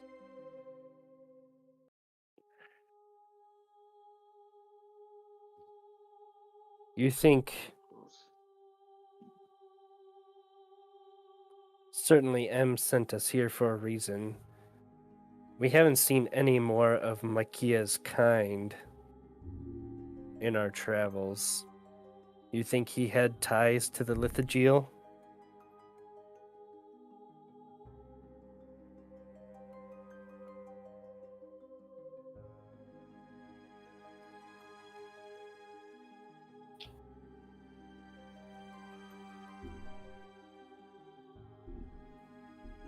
It's very much possible.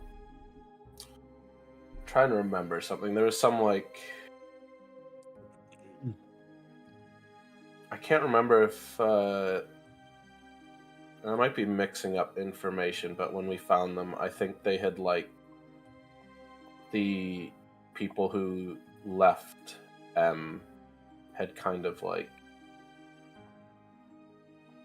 didn't they like dress like Lithogeal or something?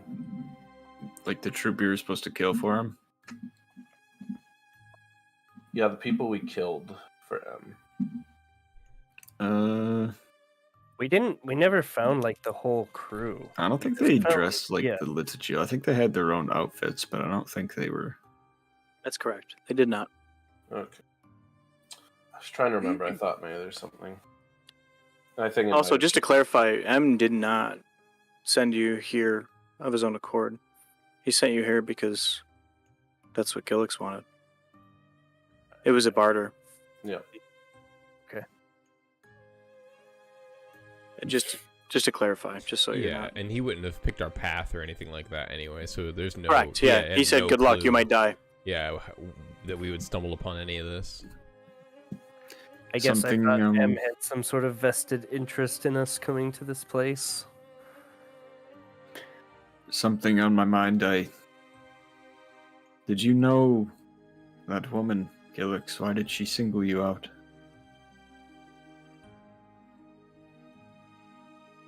Most likely because 1, I knew Henry.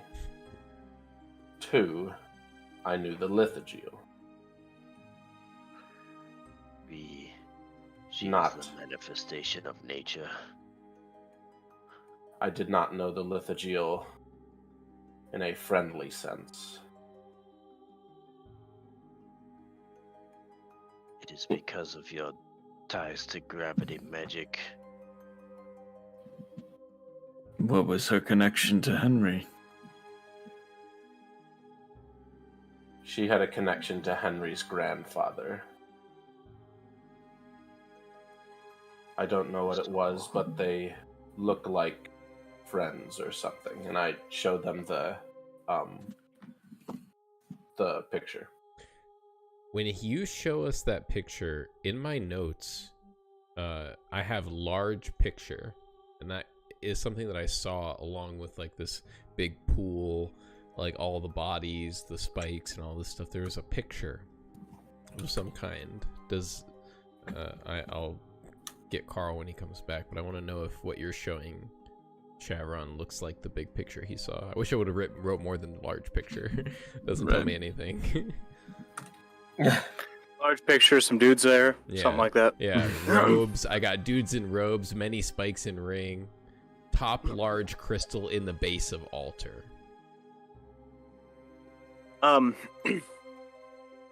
That does. The one he's showing you does not look like that. Okay, no problem. No, it seems unrelated. Also, what's a good way to put this?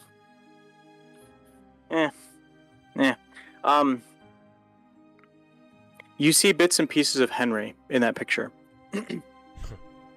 There's also bits and pieces of what you'd recognize as H2. Now, by bits and pieces, do you mean scattered about? No, features. Oh, okay.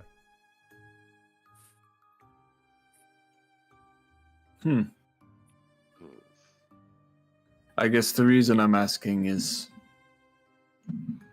obviously she saw all of us, even guided us. And then she disappeared. You think she'll tell people we've been here? Perhaps. She didn't say a Did you word. not see? Based on Henry II's actions, the only thing we could surmise is that she's trying to find a female counterpart to Henry to do the same thing with. But there's no way of knowing. What is it with this ritual that the Lithogeal hope? What is this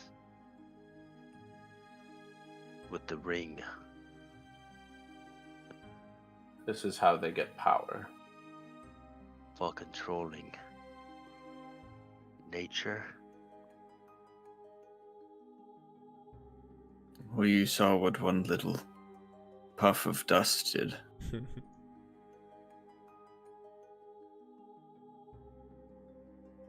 Can we help them to uncontrol nature?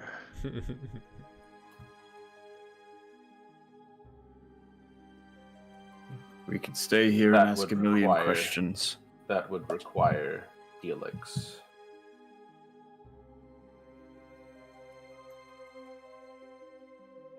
Seems possible from our end, Gore is with right. or without Helix. Some ritual is being cast. Can it not be undone? I don't think we know enough about anything to even begin to start. I think we must infiltrate the Lithogeal directly. We may find the information we seek. Yeah, so there was all this stuff here, but there's otherwise like no information about the ritual itself. It was just kind of like, it was more like nothing technical. It was more vague, like, they're giants, fuck the giants, give us Helix's power. Yeah, so it's a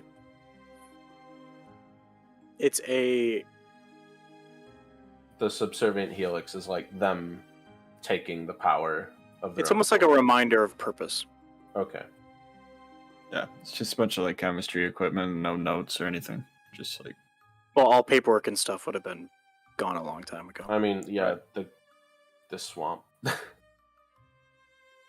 Um, Right. now I guess let's It's an go for that effigy. rock. Effigy.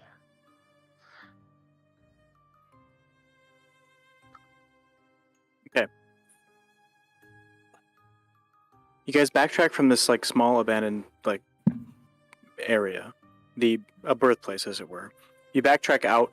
The You burst out of the fog in this ring around Gilix into a more open clearing. It's pretty. It's very a lot easier to see. As soon as you step foot out of it,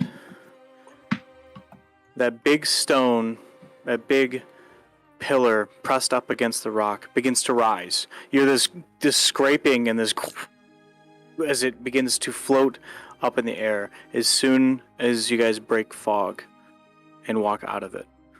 Gilix, you can kind of feel this ringing in your fingertips. You're not even trying to do things, you just can't help it. As you know it's you. You 100% know it's you.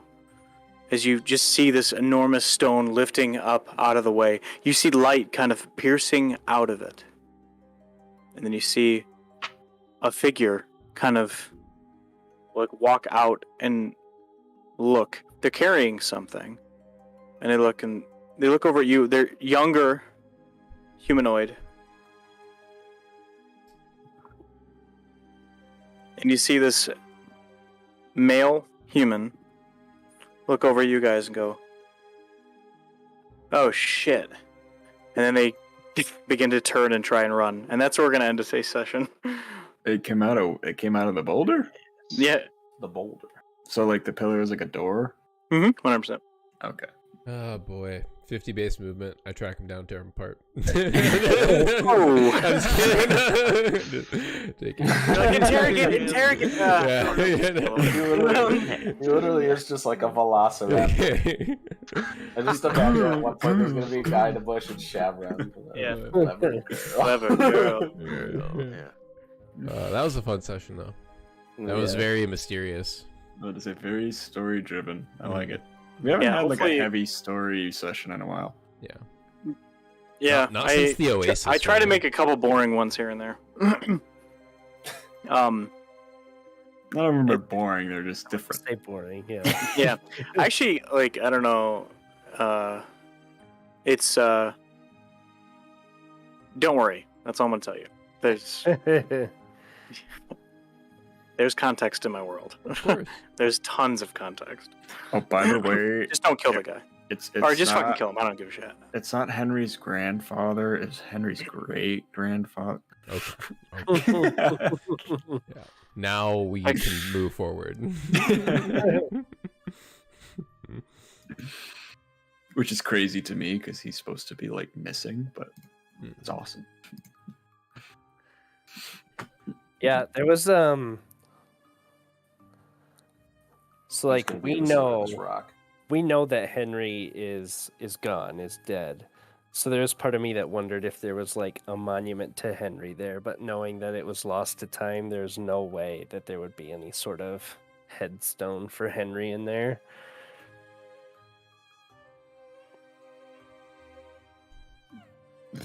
Yeah. Unless he has like a clone somewhere or something. Right. I mean, they made Chevron. I have expected the guy that walked out to be Henry, so I don't know.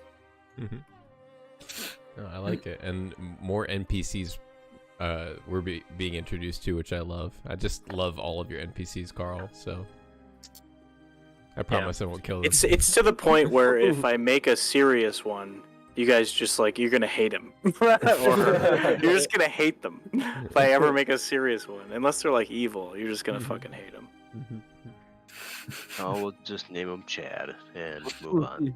I think there was a guy named Chad, wasn't there? He's like the head of the guard. So he's like, I did laugh when I was just like when Viz was like, I just want to fall up the mountain, you know, like instead of climb it. Yeah, he's like, I want to fall up the mountain for once, and in my mind, I'm like, for the first time anyone ever has done, like that isn't a thing that happens. Like, how can you wish for something that no one has done?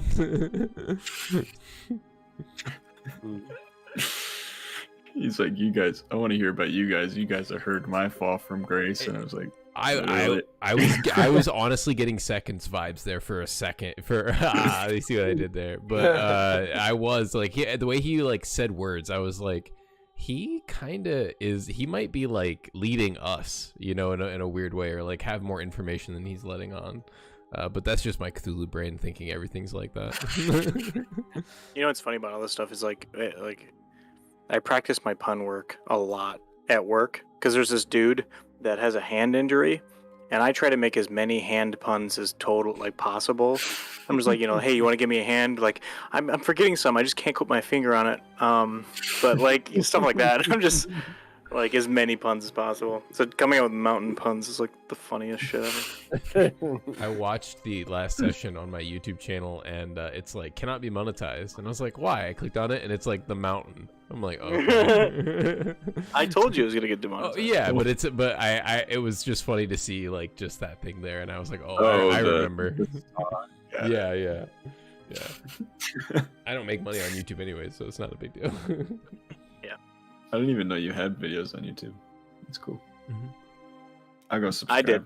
Put your I shit. sub. I would appreciate that. I sub. I watch. Thank you. But I know you're really tired because you worked today a bunch, Carl. Yeah. Tomorrow, I would love to talk about Cthulhu. Or some other day. I can do it. No, it's fine. I can do it a little bit later at night. If you're gonna be up, I have a work event that Mel has that I have to go to, so I'll be at that for a while. I know I'm free. Well, Saturday is. I have my sister's graduating from a school, and Brenda's funeral thing is tomorrow. Or Saturday, but I think tomorrow after the work thing, I'd be good. Okay, sweet. What happened with her? Don't know.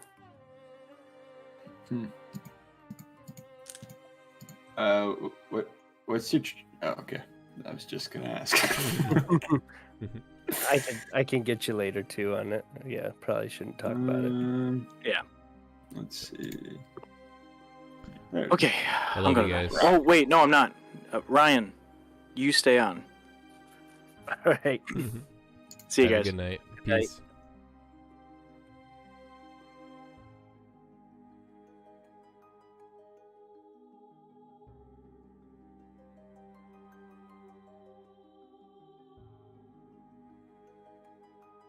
Thanks everybody for watching.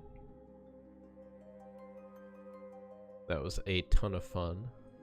Let me switch back to camera.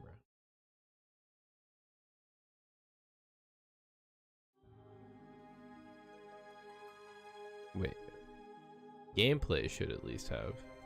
The element is too small to be displayed. What?